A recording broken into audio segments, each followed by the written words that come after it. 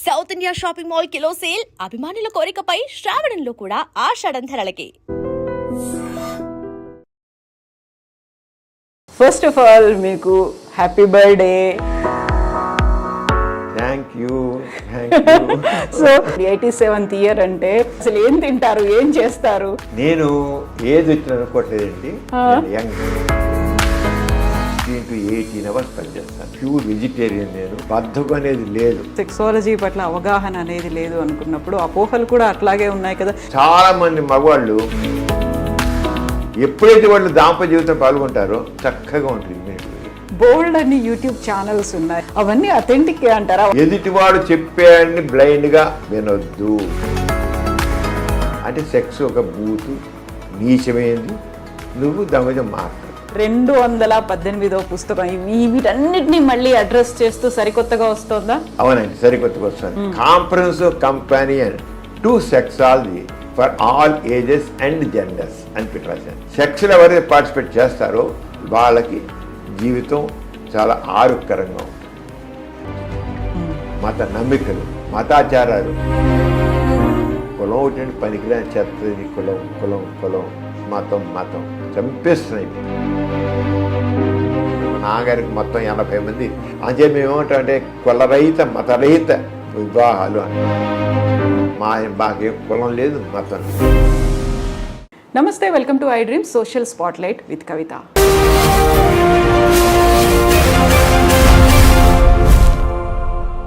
ఈరోజు మనతో పాటుగా అస్సలు పరిచయమే అవసరం లేనటువంటి వ్యక్తి మనకు గెస్ట్గా ఉన్నారు.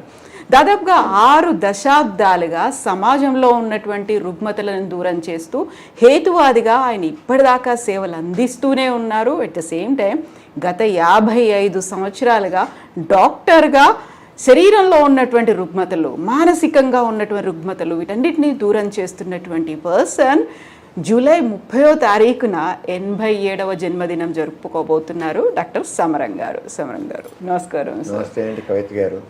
ఫస్ట్ ఆఫ్ ఆల్ మీకు happy birthday. Thank you. So సమరం గారికి 86 ఇయర్స్ అయిపోయి 87th ఇయర్లోకి ప్రవేశిస్తున్నారు. సరే, డాక్టర్గా 55 ఏళ్ళు, ఆ తర్వాత హేతువాదిగా 60 ఏళ్ళు, ఇవన్నీ అనుకున్నప్పటికీ first we wanted to know 86 years, ఇప్పుడు 87th ఇయర్ అంటే what is your daily schedule? అసలు ఏం తింటారు, ఏం చేస్తారు? నేను ఏది వచ్చిన అనుకోవట్లేదండి. Young man. నేను మాత్రం ఇంత కూడా నాలో ఏజ్ వచ్చేసింది, ఏజ్డ్ పర్సన్, సీనియర్ సిటిజన్ అని అసలు ఫీలింగే రాదు నాకు. నిరంతరం ఏదో సాధించాలి నాకు తపన మాత్రం నాకు ఉంటుంది. అలాగే చేస్తుంటాను. ఇప్పటికి నేను రోజుకి దాదాపు 16 to 18 hours పనిచేస్తాను. హాస్పిటల్ చేస్తాను, సోషల్ యాక్టివ్ చేస్తాను, అటు ఐఎంఏలో చాలా యాక్టివ్గా ఉంటాను. రెడ్ క్రాస్కి చైర్మన్గా ఉన్నాను, ఎన్టీఆర్ డిస్ట్రిక్ట్ చైర్మన్గా ఉన్నాను. సోషల్ యాక్టివిటీస్ చాలా రకరకాల సోషల్ యాక్టివిటీలు, బుక్స్ తెగ రాసి 217 బుక్స్ పబ్లిష్ అయ్యాయి. స్వాతిలో రాస్తుంటాను. కానీ ఎవరిని కాదండి, ఎవరిని అడిగినా సరే ఎక్కడ రమ్మంటే వెళ్తాను, మాట్లాడతాను. ఏ చేయను, ఎవరు నో అన్నో అనలే చదివిన కుదరపోతే తప్ప ఎవరు ఏ అడిగినా నో అన్నది అన్ను నేను. అలాగా ఏం తింటారంటే ఏం మామూలుగా నేను ప్యూర్ వెజిటేరియన్. నేను రైట్ ఫ్రమ్ ది బిగినింగ్ మా ఫ్యామిలీ అంతా అలాగే ఉంటాం. మేము ప్యూర్ వెజిటేరియన్. అదే కేవలం మామూలుగా పప్పు తింటాను, ఆకుకూరలు తింటాం, కాయగూరలు తింటాం, ఏమైనా పచ్చడి, మామూలు పెరుగు, అంతే. అందుకని కానీ తినే చాలా తక్కువ. నేను మనకి మితంగా భోజనం చేయాలని చెప్తారు కదా, మితంగా భోజనం చేయాలి అని ఆ మితంగానే భోజనం చేస్తాను. పెద్ద ఎక్కువ తినేది ఏం లేదు. అయితే what is secret our health అంటే మాత్రం ఏవైతే ఆరోగ్యానికి పనికిరావో వాటికి దూరంగా ఉంటారు. ఇప్పుడు స్మోకింగు, డ్రింకింగు, ఇలాంటివన్నీ ఆరోగ్యం పనికిరావు కదా, వాటి దూరంగా ఉంటాను. అలాగే నిద్ర కావాలి. ఆల్మోస్ట్ అందరికి చెప్తాను 8 hours నిద్రపోవాలని. కానీ నేను మాత్రం 5 to 6 hours కంటే కుదరదు, నాకు దొరకదు అసలు. చాలా సందర్భాలు 4 hours నిద్రపోతాను. అయినా సరే పర్వాలేదు, ఎందుకంటే హాస్పిటల్ వర్క్ ఉండబట్టి తప్పదు నాకు దాన్ని. అది కాకుండా ఇవాళ చేయాల్సిన ఇవాళ ముగిస్తారు, రేపు పోస్ట్పోన్మెంట్ చేయాలి. అది మాత్రం ఆ పని అయిపోతే రాత్రి 1 గంట 2 అయినా సరే ఆ పని పూర్తి చేస్తారు. పోస్ట్పోన్మెంట్ అనేది లేదు, బద్ధకం అనేది లేదు. నాకు సోమవారిపోతును చూస్తే మాకు మండుతుంది. సోమవారితనం అనేది నా దృష్టిలో పెద్ద క్యాన్సర్ అనే జబ్బు నా దృష్టిలో. సోమవారితం నో పోస్ట్పోన్మెంట్. ఇవాళ రేపటి రోజు మనది కాదు, ఇవాళే ఫినిష్ చేయాలి. రేపటి పని కూడా వాళ్ళు చేయగలిగితే వాళ్ళు చేయాలి చేస్తాను అనమాట. ఆ రంగా ఉంటాను. బహుశా నాకేంటే నేను చాలా ఆశాజీవిని. చాలా ఏదైనా సరే ఐ కెన్ అనుకుంటా, ఐ కాంట్ అని అనుకోను. ఐ కాంట్ అని లేదు. ఒకళ్ళు కాంట్ అంటే మా కవిత గారు లాంటి వాళ్ళని హెల్ప్ అడుగుతాను, చేద్దాం పని చేద్దాం, నలుగురు కలుపుకెళ్ళి చేద్దామని. ప్రతి వాళ్ళని కలిపి అందుకే మనం సాధించాలంటే ఒక్కడికి నలుగురితో కావాలి అంటే ప్రతి వాళ్ళ యొక్క సహకారం తీసుకుంటాను. ప్రతి పనికి ఏదైనా సరే అందరినీ ఇన్వాల్వ్ చేస్తాను. ఇన్వాల్వ్ చేసేయడం వల్ల పనులు అవుతాయి. చాలా రకరకాల పనులు చేస్తాను. అందరితో అందరినీ కలుపుకెళ్ళడం, అందరితో కలిసి చేయడం అనేటికల్లా అదే పెద్ద స్ట్రెంగ్త్. దానివల్ల అనేక పనులు చేయగలుగుతున్నాను. రెండోది రిటైర్మెంట్ రిటైర్మెంట్ తీసుకోవాలి, రెస్ట్ ఇంత వయసు వచ్చి సాల్వంటే సవరం ఏంటి రెస్ట్ తీసుకోకుండా ఏంటి పనులన్నీ అంటుంటాను.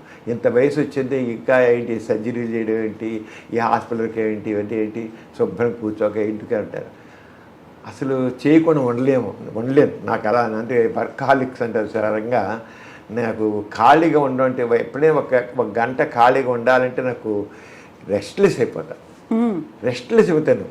ఖాళీ అనేది ఉండదు. ఖాళీ అని పెట్టుకొని ఆ టైంకి ఏదో ఒక పని చేస్తాను. కానీ ఖాళీగా ఉండవలసి వస్తే మాత్రం నేను చాలా రెస్ట్లెస్ అయిపోతాను, ఉండలేను. I do something. నా బ్రెయిన్ అలా పనిచేస్తూనే ఉంటుంది. అందువల్లే నా ఆరోగ్యం బాగుంది అనుకుంటున్నాను. బాగానే ఉంది. ఇంత చేసినా సరే నాకు కాస్త బీపీ వచ్చింది, షుగర్ వచ్చింది, ఉన్నాయి కాస్త. కానీ పూర్తి కంట్రోల్ ఉన్నాయి. కంప్లీట్గా కంట్రోల్ పెట్టుకుంది. కంప్లీట్ వచ్చే కనబడే ఏజ్ ఏంటంటే ఏజ్కి రిలేటెడ్ అంటాం. ఏజ్ వచ్చిన కనుక ఆటోమేటిక్గా వస్తాయి. దానికి తగ్గట్టుగా నేను రోజు ఉదయం పూట మాత్రం వాకింగ్ చేసి మన దాకా వాకింగ్ చేసి వచ్చాను.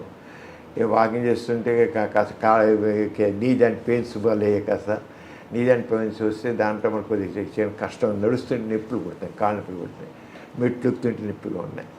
సో దాంతో కొద్దిగా యోగా చేద్దామని యోగా పెట్టుకుని మళ్ళీ యోగా కూడా చక్కగా ఉపయోగపడుతుంది. చాలా బాగుంది yoga. Knee pain joint pains కూడా యోగా చేయడంతో యోగా అంటే స్ట్రెచ్ ఎక్సర్సైజ్ అంతే. యోగా అంటే ధ్యానం ఏదో ఆత్మ పరమాత్మ అని కాదు. నేను ఐ డోంట్ బిలీవ్ ఇన్ ఆత్మ అని పరమాత్మ అంతే. కానీ ఆ స్ట్రెచ్ ఎక్సర్సైజ్ మన స్కూల్లో చదువుతున్నప్పుడు డ్రిల్ నేర్పేవాళ్ళు. ఆ డ్రిల్లు నిజంగా బెస్ట్ అండ్ మంచి. ఎటువంటి ఇప్పుడు ఉన్న ఎడ్యుకేషన్లో అసలు ఎక్సర్సైజ్ లేకుండా నిజంగా ఎడ్యుకేషన్ అక్కడ ఈ ఎసెన్షియల్స్ చూసి చైతన్య నారాయణ ఇలాంటివన్నీ చూసామంటే పిల్లలకి ఎవ్వరికీ లేదు. చైల్డ్హుడ్ ఒబేసిటీ ఎంత ఎక్కువైపోయిందండి ఇప్పుడు. అసలు మా హాస్పిటల్కి వచ్చే పిల్లల్ని తీసుకుంటే 80 నుంచి 90% అందరూ డౌటే. అరే ఒక్కడికి ఎక్సర్సైజ్ లేదు, ఏమీ లేదు, ఎప్పుడు చదువు లేచిన దగ్గర నుంచి వాళ్ళకి ఉద్యోగికి నేను ప్రాక్టీస్ పెట్టిన రోజుల్లో అసలు 50 ఏళ్ల క్రితం షుగర్ అన్నా బీపీ అన్నా ఒక 60 ఏళ్ళు దాటిన వాళ్ళ తర్వాత షుగర్ బీపీలు అందుకోండి. ఇప్పుడు 20 ఏళ్ళ వాళ్ళకి షుగర్ బీపీలు ఉంటున్నాయండి. కాదంటే నో ఫిజికల్ ఎక్సర్సైజ్, స్ట్రెస్ ఒకటి, టూ మచ్ స్ట్రెస్. చిన్న పిల్లలు కూడా స్ట్రెస్ అనే, అసలు ఎల్కేజీ వరకు స్ట్రెస్ అనే, 1వ తరగతి కూడా స్ట్రెస్ అనే.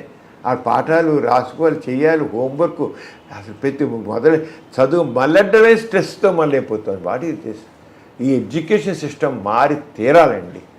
చాలా భయంకరమైన ఎడ్యుకేషన్ సిస్టమ్ ఇది మాత్రం పనికిరా. ఎందుకు ఊరికే మార్కులు ర్యాంకులు తప్ప మనిషిని వాడి వ్యక్తిత్వ వికాసం మాత్రం ఉండట్లేదు. అంటే నా ఆరోగ్యం బాగుందంటే కారణం అంటే ఆ స్ట్రెస్కి దూరంగా ఉంటాను, ప్రశాంతంగా ఉంటాయి. ఎంత పని చేసేసరి మనసు ప్రశాంతం వస్తుంది. ఒకేసారి 4 పనులు చేయాలి, ఏకకాలంలో చేయాలంటే అది ఫినిష్ చేయాలి. Time bound.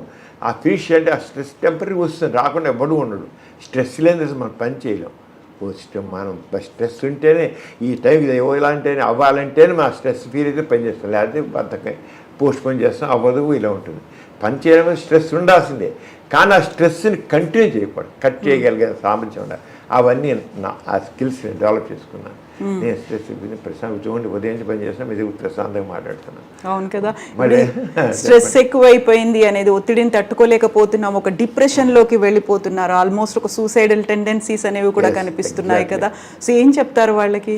వాళ్ళకంతా కలిసి స్ట్రెస్ అని ఎడ్యుకేషన్ సిస్టంలో మాత్రం ఫ్రీగా ఉండాలి. ఒకటి ఒత్తిడి కూడా హౌ టు ఓవర్కమ్ స్ట్రెస్ అని తెలియాలండి ప్రతి వాళ్ళకి, చాలా అవసరం. ఇప్పుడు సాఫ్ట్వేర్ ఇంజనీర్స్ ఉన్నారు, సాఫ్ట్వేర్ ఇంజనీర్స్కి ఎంత స్ట్రెస్ అండి వాళ్ళకి చెప్పండి. స్ట్రెస్ వాళ్ళ పెళ్లి చేసుకుంటారు కానీ వాళ్ళు ఎవరు నా దృష్టిలో ఎవరు కొద్ది మంది ఒక 10% 20% లైఫ్ ఎంజాయ్ చేస్తున్నారు. తక్కిన 80% వాళ్ళ జీవితాన్ని కోల్పోతున్నారు మన ఖచ్చితంగా. అందుకని మీరు డైవర్స్ తీసుకున్నట్లయితే దాదాపు 80% సాఫ్ట్వేర్ ఇంజనీర్స్ వాళ్ళే ఉంటారు. వాళ్ళు అడ్జస్ట్ కాలేరు కూడాను. పైగా ఈగో కాంప్లెక్స్ కావాల్సింది, ఈగో కాంప్లెక్సెస్. ఒకళ్ళు ఈగోని మాత్రం ఇప్పుడు ఎంత ఉందంటే మనుషుల్లో, ఇంత అంత కాదు, నేను ఎందుకు మాట్లాడాలి, నేను ఎందుకు ఇవ్వాలి అంత ప్రతి వాళ్ళు నేను నేను నేను తప్ప మనం అనేది బుయ్యం లేదు, అయ్యేని ఉంది. అంటే ఇప్పుడు ఈ స్ట్రెస్ని ముఖ్యంగా ఓవర్కమ్ నేర్చుకోవాలి, రిలాక్సేషన్ ఎలా ఉండేది తెలుసుకోవాలి. ఇప్పుడు యోగా డే జరిగింది. 1 month మన ఆంధ్రప్రదేశ్లో అయితే 1 month కంటిన్యూస్గా యోగా చేస్తారు. మా సీఎం గారు చెప్పిన కంటిన్యూస్ 1 month చాలా బెస్ట్ అంటాను నేను. అది కంటిన్యూ చేయాలి. అంటే ప్రతి వాళ్ళ జీవితం అప్పుడు ఆ 1 month వాళ్ళు చేసిన వాళ్ళు అది కంటిన్యూ చేస్తేనే బెస్ట్. ఎందుకంటే తప్పకుండా రిలీఫ్ వస్తుంది. మీకు ఆ మెడిటేషన్ అన్నాక మెడిటేషన్ రిలాక్సేషన్ అంటాను నేను. మెడిటేషన్ అంటే మళ్ళీ ఆత్మ పరమాత్మ కాదు, ఒక మన శ్వాస తీసి వదిలిపెట్టడం అనుకోండి, శ్వాస మీద ధ్యాస అని అలా ఉన్నాయి. శ్వాస మీద ధ్యాస ఒక 10 సార్లు 20 సార్లు డీప్ బ్రీతింగ్స్ వదులుతున్నాం, ఆ శ్వాస తీస్తున్నాం వదులుతున్నాం అని అలా అనుకుంటుంటే అది ఏమిటంటే మనకి డైవర్షన్ ఈ ఇతరత్ర భావాలు లేకుండా ఒక్కదానికి ఏకాగ్రత పెంపొందుతుంది, స్ట్రెస్ తగ్గుతుందండి, టెన్షన్ ప్రశాంతంగా ఉంటారు. నాకు మా పేషెంట్స్ వచ్చే డాక్టర్ గారు రాత్రి 9 ఇప్పటికీ మీరు ఇంత కామ్గా కూల్గా ఉన్నారు ఏంటండి అంటారు. నిజంగా కూల్గా వాళ్ళు ఎప్పుడు వచ్చినా సరే విసుక్కోను కామ్గా కూల్గా అంటే నేను ఆ చేసేటువంటి ఆ రిలాక్సేషన్ థెరపీ నాకు కూల్గా ఉంటుంది. పని స్ట్రెస్ లేకుండా ఉండదు, కానీ స్ట్రెస్ని ఓవర్కమ్ చేస్తాం. అంచేత ప్రతి ఒక్కరు హౌ టు ఓవర్కమ్. అంచేత యోగా అనేది అంటే యోగా అంటే ఇప్పుడు యోగా అనేటికల్లా ఆత్మ పరమాత్మ ధ్యానం ఇవన్నీ అవన్నీ పక్కన పెట్టేసేయండి. స్ట్రెచ్ ఎక్సర్సైజ్, కాన్సన్ట్రేషను, శ్వాస మీద ధ్యాస పెట్టేసే ఆ డైవర్షను అవన్నీ వస్తాయి.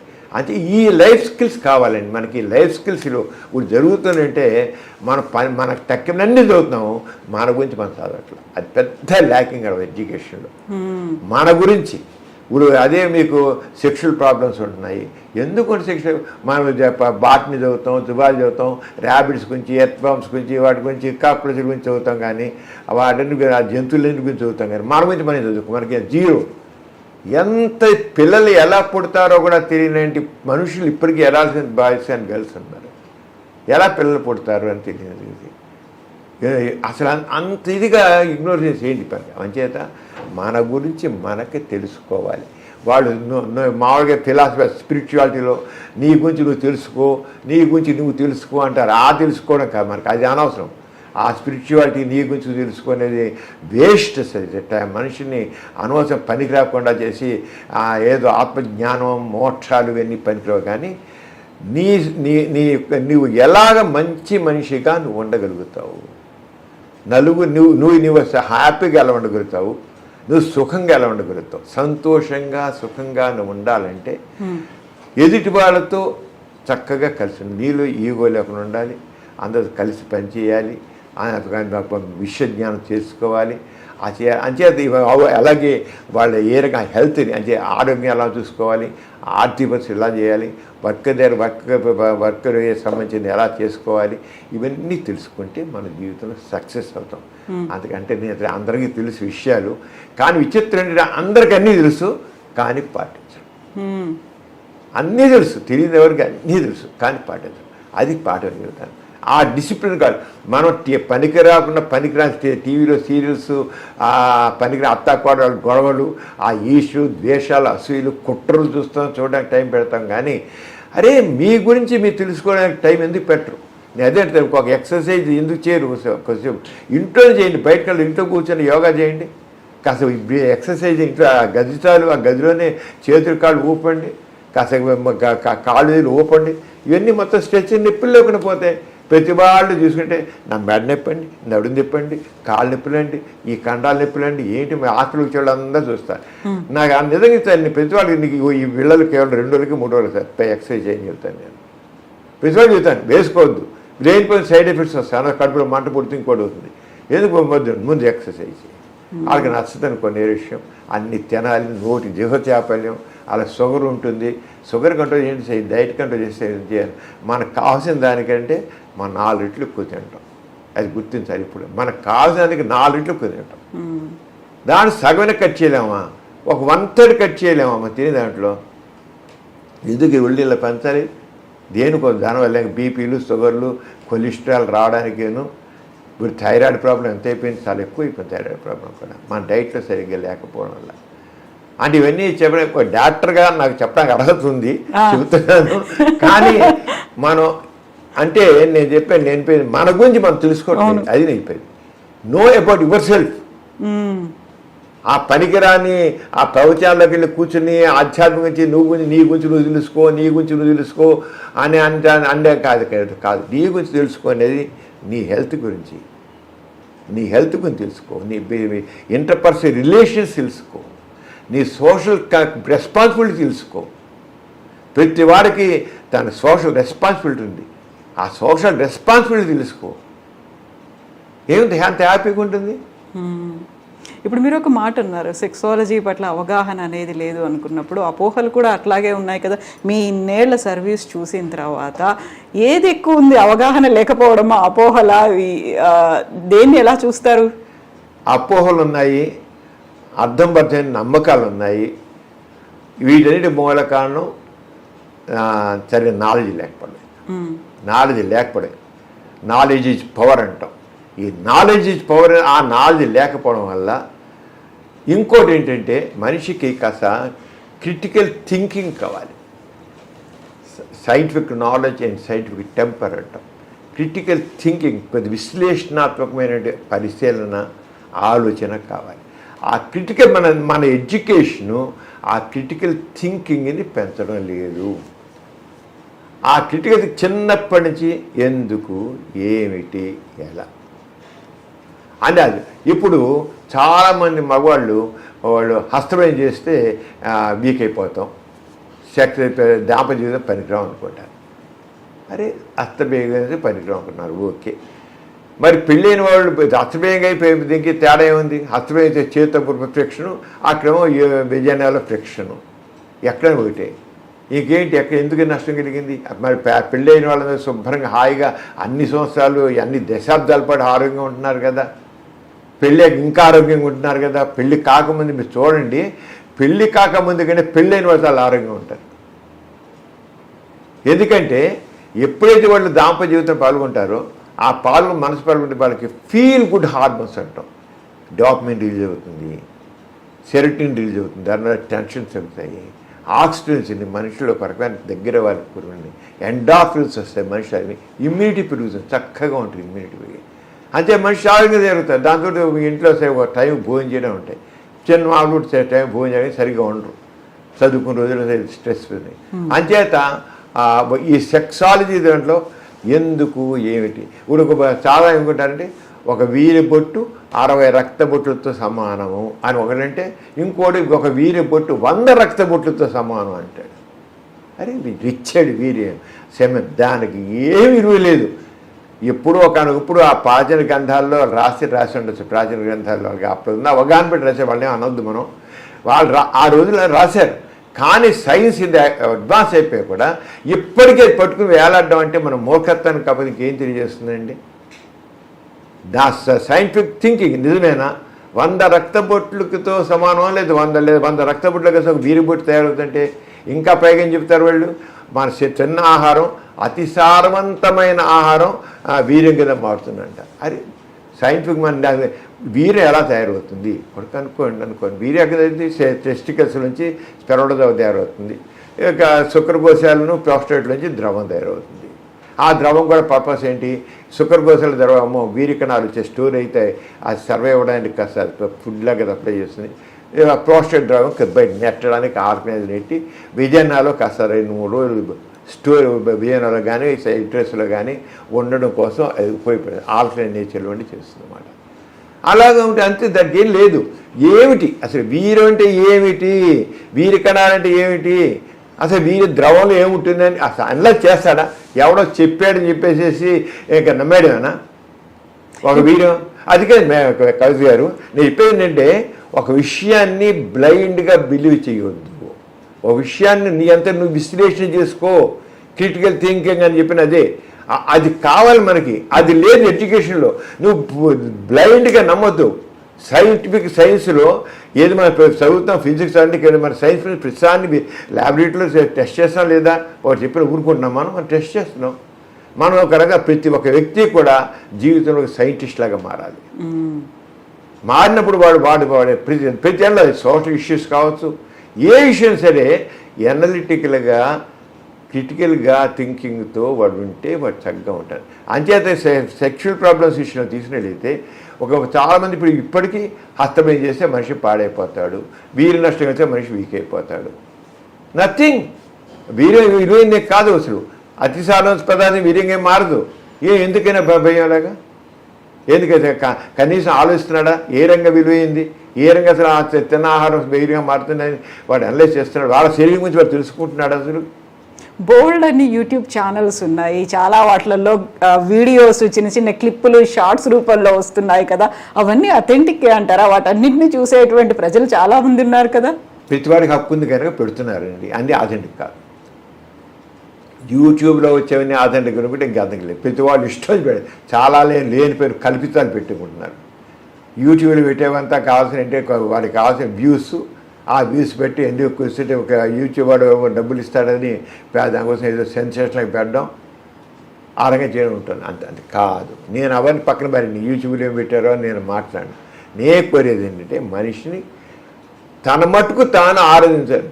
నువ్వు ఒట్టి వేదం అంటే వాడు ఊరుకుంటాడా? నువ్వు సన్నాసి అంటే వాడు ఊరుకుంటాడు కూడా? నేను సన్నాసినండి అని ఆలోచిస్తాడు. నీకు బుర్ర లేదు అంటే వాడు ఊరుకుంటాడా? ఊరుకోడు. నేను బుర్రలేకపోవడం ఏంటని ఒక నిమిషం వాడు బుర్రలేదన్నా సరే ఊరుకుంటాడు.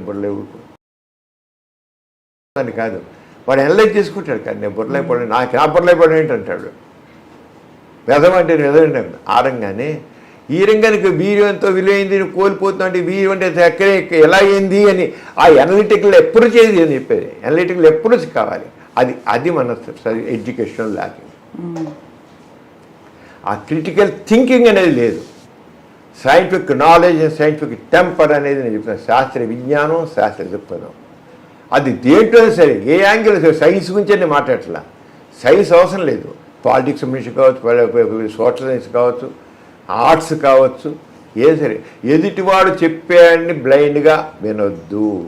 నీ మట్టుకు నీకు ఫ్రీ థింకింగ్, వాడికి freedom is the thought, freedom of speak. మన కాన్స్టిట్యూషన్ ప్రకారం ఫ్రీడమ్ ఆఫ్ ఎక్స్ప్రెషన్ అని ఉంది కదా, ఉంది కదా, ఫ్రీడమ్ ఆఫ్ ఎక్స్ప్రెషన్ ఉంది. ఫ్రీడమ్ ఆరంగానే freedom of thought, freedom of expression ఆరంగా నువ్వు ఆలోచించు.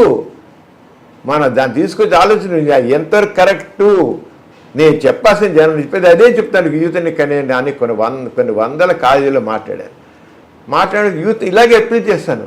మీరు ఆలోచించండి, బ్లైండ్గా నమ్మొద్దు.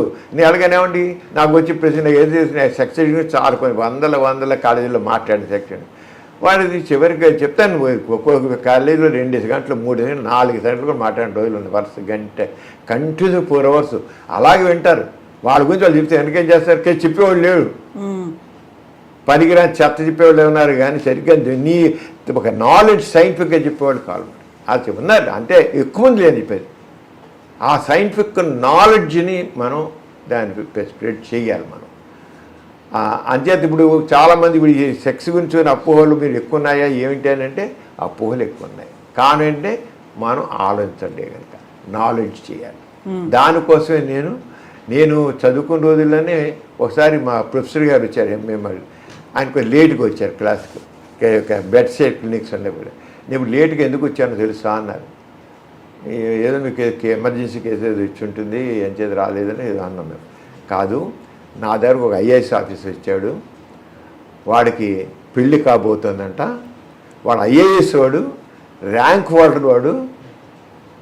హోల్డరు, వాడు వచ్చి నాకు పెళ్ళి కాబోతుంది, నేను నాకు హస్తబెంచి బాగా ఎక్కువ చేశాను ఇంతకుముందు, వీర్యం కూడా చాలా మానేశాను, అయినా వీర్యం పోయింది, చాలా వీర్యం పోయింది, నేను ఇప్పుడు పెళ్ళికి పనికొస్తానా రానా అని కనుక్కోవడానికి వచ్చాను అని అన్నట్ట. ఆ ప్రొఫెసర్ అన్నాడు అని చెప్పి రిచర్డ్ సిమెన్, నా ఇప్పుడుగా వాడు జబ్బుల్లో రిచర్డ్ సిమెన్, వాడు ఐఏఎస్ పాస్ అయ్యాడు, ర్యాంక్ హోల్డర్, తనకి ఆ వీర్యం గురించి అవగాహన లేదు వాడికి, వాడు ఐఏఎస్ఎల్ ర్యాంక్ హోల్డరు, వీర్యం ఏంటి ఏముంది దాంట్లోనూ కనీసం ఆలోచించాడా, ఎందుకు వాడికి ఐఏఎస్ అని ఆయన చేశారు. ఆ రోజు చెప్పి మీరందరూ ఇలాంటివన్నీ జీవితంలో ఇలాంటివి ఎన్నో వస్తాయి, ఇవన్నీ ఎన్లైన్ చేయండి అని ఆయన చెప్పారు. అది తర్వాత ఇంక చూసింటే ప్రాక్టీస్ చూసింటే ఇక నేను ప్రాక్టీస్ పట్టుకుంటూ చూస్తే కుర్రోడు ఇక్కడ నేను ఉండే లయలో కాదు పిల్లలు సాయంత్రం 4 గంటలు వచ్చేవాడు, వచ్చి కూర్చి నేను కాస్త యూత్తో చాలా క్లోజ్గా ఉంటాను, వచ్చి ప్రతివాడు మళ్ళీ ఇంతే, వాడు నా అంగపగనం చిన్నగా ఉంది, లేకపోతే నాకు అంగం నెగుతుంది, పని కోసం పరిగణన, హస్తమేం చేశాను, వీర్యం పోతుంది, స్వప్న స్కలనాలు, ఇవే ప్రశ్నలు. ఆడపిల్లలు అంతే, ఆడపిల్ల వాళ్ళు కూడా వాళ్ళకి సంబంధించిన వాళ్ళు అనుమానాలు అంటే కారణం ఏంటి, మన ఎడ్యుకేషన్ వచ్చేసి అంటే సెక్స్ ఎడ్యుకేషన్. సెక్స్ అనేది 2 రకాలు, ఒకటి erotic aspects sex, scientific aspects of sex. Erotic ఊరికే శృంగార వర్ణనలు రెచ్చగొట్టేవన్నీ ఉంటాయి, వేరే అవన్నీ వేరే. అది సెక్స్ మన దృష్టిలో సెక్స్ అంటే బూత్ వచ్చిన గొడవ, అది వచ్చిన ఇప్పుడు ఇంట్లో మగపిల్లాడు ఏదో మాట్లాడినా నవ్వేసుకుంటారు, లేదా మీరు అంటారు. ఆడపిల్ల ఏమైనా కాస్త సెక్స్ పుస్తకం చదువుతున్నా, లేకపోతే ఇంకోటి సెక్స్ ఊరి మాట జోక్ చేసినా సరే బుద్ధి లేదు, ఆడపిల్ల మీద సెక్స్ మాట్లాడతావా అని మొహం పగిలేడు లంపకాయ కుట్టేట్లు మాట్లాడతారు. తల్లిదండ్రులే, తల్లే మీకు బుద్ధి ఉందా, సిగ్గుందా నీకు, ఆడపిల్ల ఉంటే నువ్వు సెక్స్ మాట్లాడతావా నువ్వు అంటే సెక్స్ ఒక బూతు నీచమైంది, నువ్వు దాని మీద మాట్లాడు. అందుకని ఆడపిల్లలందరూ ఇప్పుడు లేడీస్ పెళ్ళిళ్ళైనా ఎంజాయ్ చేయటం లైఫ్ని, ఫ్రీజిలిటీ రతిలో జడత్వం ఉంటాం. వాడు కేవలం మగవాడు ఎంజాయ్మెంట్ కోసం అని కావన్నాడు. మన ఒక ఆమె గుర్తుండొచ్చు నాకు, ఏమంటే మా స్నేహితురాలు చెప్తుంది చాలా బాగా ఎంజాయ్ చేస్తానని నాకే లేదు, నేను లేదు, కానీ నేను చివరికి ఆడదనేది కేవలం మగవాడికి ఎంజాయ్మెంట్ ఇవ్వడం కోసమైనా ఆడదని తెచ్చింది, మగవాడికి ఎంజాయ్మెంట్ ఇవ్వడం కోసమైనా ఆడదాన్ని బతుకొని అడిగాడు. అంటే మరి ఎందుకని బ్రాటప్ అంతా మైండ్ సెట్ అంతా అలాగే డెవలప్ అయింది. ఇలాంటివి మనం ఎడ్యుకేట్ అంటే నాలెడ్జ్ ఈజ్ పవర్ అన్న వర్డ్ అది, ఆ ఎడ్యుకేట్ చేస్తేనే అవుతుంది. సెక్స్ గురించి ఎన్నో అయితే పూర్వకాలం కంటే ఇప్పుడు చాలా మార్పు వచ్చింది. నేను ఒక 50 సంవత్సరాలు 1954లో అప్పుడు 1974లో ఈనాడు పేపర్ వైజాగ్లో మొదలైనప్పుడు 74 ఆగస్టు 10 ఇప్పుడు మొదలైంది. ఆగస్టు 13 నుంచి రామోజీరావు గారు నా చేత రాజసమరం అప్పుడు రేడియో స్టేషన్లో విజయవాడ రేడియో స్టేషన్ నుంచి సెక్స్ గురించి కొన్ని అపోహలను టాక్ ఇచ్చాను నేను. ఇస్తే చెప్పలేని లెటర్స్ వచ్చి కొన్ని 1000 ఉత్తరాలు వచ్చే వాళ్ళకి ఎప్పుడు ఏనాడు ఏ టాక్ అని రాలేట. అప్పుడు మొదటిసారి కదా ఇచ్చారు, వాళ్ళనే ఇచ్చారు సెక్స్ గురించి. ఎందుకంటే చూసి పేషెంట్లందరూ చూసి నాకు వీళ్ళు ఎడ్యుకేషన్ లాభలేని రేడియోలో ఇచ్చాను తగ్గలేదు. అప్పుడు రామోజీరావు విని నాకు ఫోన్ చేసి సమరం ఇది నాది ఈనాడు మొదలెడుతున్నాను, నేను బేజాగించి నువ్వు రాయాలి, దాంట్లోనూ సెక్స్ సైన్స్ అని హెడ్డింగ్ పెడుతున్నాను, నువ్వు దాంట్లో రాయన్నారు. నేను నేనేమి దాంట్లో పెద్ద ఎక్స్పర్ట్ ఏం కాదండి, కొద్దిగా 4 చెప్పి 4 కాదు రాయి, నువ్వు రాయగలవు, చేయి ముందు నువ్వు చేస్తున్న ఆటోమేటిక్గా నీకే అందరూ తెలియదు నాలెడ్జ్ చదువుతుంది, చేయని పెట్టి ఇంక రాయించాను. 7 సంవత్సరాల పాటు ఈనాడు పేపర్లు వరుసగా రాశాను. చెప్పలేని రెస్పాన్స్. చాలా స్వాతి పేపరు, స్వాతి వీక్లు ఇప్పటికి వస్తుంది, 40 ఏళ్ళ స్వాతిలో వస్తున్నారు. ఇవన్నీ ఏంటంటే ఎందుకు ఇంత అంటే ఇప్పుడు స్వాతి బలరాం సమరం స్వాతి పేపర్ ఉన్నంతకాలం రాస్తూనే ఉంటాం అంతే, ఆ పని లేదు, రాస్తూ ఉండాల్సిందే అంట. ఎందుకని ఈ నాలెడ్జ్ అంటే కొంతమంది డేర్ చేయట్లేదు, డేర్ చేయాలి. నాలెడ్జ్ మనకి ఎందుకంటే మనకి ఏది కావాలో అది మనం పొందట్లేదు. అంచేత కవిత గారు అంచేత దీన్ని ఒక బూత్గా కాకుండా లైఫ్ ఫిలాసఫీగా తీసుకోవాలి. సెక్స్ ఎడ్యుకేషన్ లైఫ్ ఫిలాసఫీ తీసుకోవాలి. తీసుకుంటే దాని ద్వారా మనం చాలా అంటే సెక్స్ గురించే తెలుసుకోవాలి. కానీ ఇప్పుడు నేను చెప్పిన సమాజం గురించి అంత అవగాహన చేసుకొని చెబుతున్నాను, సామాజిక సమస్యల గురించి చేసుకొని చెబుతున్నాను. ఓకే, అంటే జీవితానికి సంబంధించిన ఒక విషయం నాకు మాత్రం ఇది వన్ ఆఫ్ ది చాలా ఇంపార్టెంట్ ఆస్పెక్ట్ కనుక ఇంపార్టెంట్ ఆస్పెక్ట్ని తెలుసుకోవాలని అది దాని మీద చాలా పుస్తకాలు రాశాను రాస్తాను ఉన్నా కానీ రేపు ఇంగ్లీష్లో కూడా పుస్తకం రాస్తాను. 218వ పుస్తకం వీటన్నిటిని మళ్ళీ అడ్రస్ చేస్తూ సరికొత్తగా వస్తుందా? అవునండి, సరికొత్తగా వస్తుంది. నిజంగాను తెలుగులో రాసిన అన్నింటికంటే కూడా నాకు మాత్రం సంపూర్ణంగా నేను 280,000 పుస్తకం. అది చాలా క్లుప్తంగానే అన్ని క్లుప్తంగానే ఏ డౌట్ అంటే ఆ డౌట్ అండి ఇంగ్లీష్లో రాస్తాయి. ఇది మాత్రం comprehensive companion to sexology for all ages and genders అని పెట్టి రాశాను. మనతో పాటు ఉండేది అది సెక్సాలజీ, మనతో ఉండాల్సింది. Comprehensive companion to sexology for all ages, అది పుట్టి చిన్న పిల్లల నుంచి పెద్దవాళ్ళ వరకు. మన ముసలివాళ్ళకి ఎందుకురా అని అంటాం, అరే పెద్దవాళ్ళకు కూడా ఉంటుంది సార్. ఇప్పుడు 56 ఏళ్ళు వస్తాయి, కాకపోతే 60, 70 ఏళ్ళు వచ్చాయి, 80 ఏళ్ళు వచ్చినా సరే సెక్స్ ఉంటుంది. వాళ్ళు ఎంజాయ్ చేస్తే మంచిది వాళ్ళకి యాక్చువల్గా. అంతే పని దూరంగా ఉండడానికి కాదు, దూరంగా ఉండాల్సిన పని లేదు, ఉండకూడదు కూడా. సెక్స్లో ఎవరైతే పార్టిసిపేట్ చేస్తారో వాళ్ళకి జీవితం చాలా ఆరోగ్యకరంగా ఉంటుంది, వాళ్ళ లైఫ్ హెల్దీగా ఉంటుంది, యాక్టివ్గా ఉంటారు, డైనమిక్గా ఉంటారు, ఎనర్జెటిక్గా ఉంటారు. అంచేత సెక్స్ అయితే అందరూ చాలా ఉండడానికి అని చెప్పచ్చు. అది లైఫ్లో ఏదైతే ముఖ్యమైందో దాన్ని నెగ్లెక్ట్ చేయమని చెబుతున్నాను. అదే లైఫ్ అదే చేయమని పెట్టుకుని నేను చెప్పట్లేదు. అది మరి చెప్తున్నాను, అదే సమరం దాన్ని చేయండి, అందరూ సెక్స్ చేయండి అన్నారు కదా. No, you do all the things. But ఏదైతే పనికిరాదు అబెండెంట్ అని అంటున్నారో అది కాదు. దాన్ని మాత్రం దాని యొక్క ఇంపార్టెన్స్ కూడా, మరి ఆకలిస్తే అన్నం తినట్లేదా, దాహం వేస్తే నీరు తాగట్లేదా, అలాగే సెక్షువల్ దాన్ని కూడా అలాగే నీరు. ఇప్పుడు ఆల్ జెండర్స్ అన్నారు, ఇంక్లూడింగ్ LGBTQ కమ్యూనిటీ. అవునండి, lesbians, gay and homosexuals, LGBTs, bisexuals,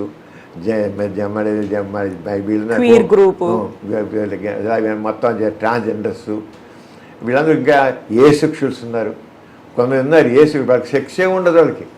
కానీ ప్రాబ్లమ్స్ తెలియకుండా వాళ్ళకి సెక్స్ లేదు, వాళ్ళు సరిగ్గా పిల్లవాడికి నో ఫీలింగ్స్ ఎట్ ఆల్.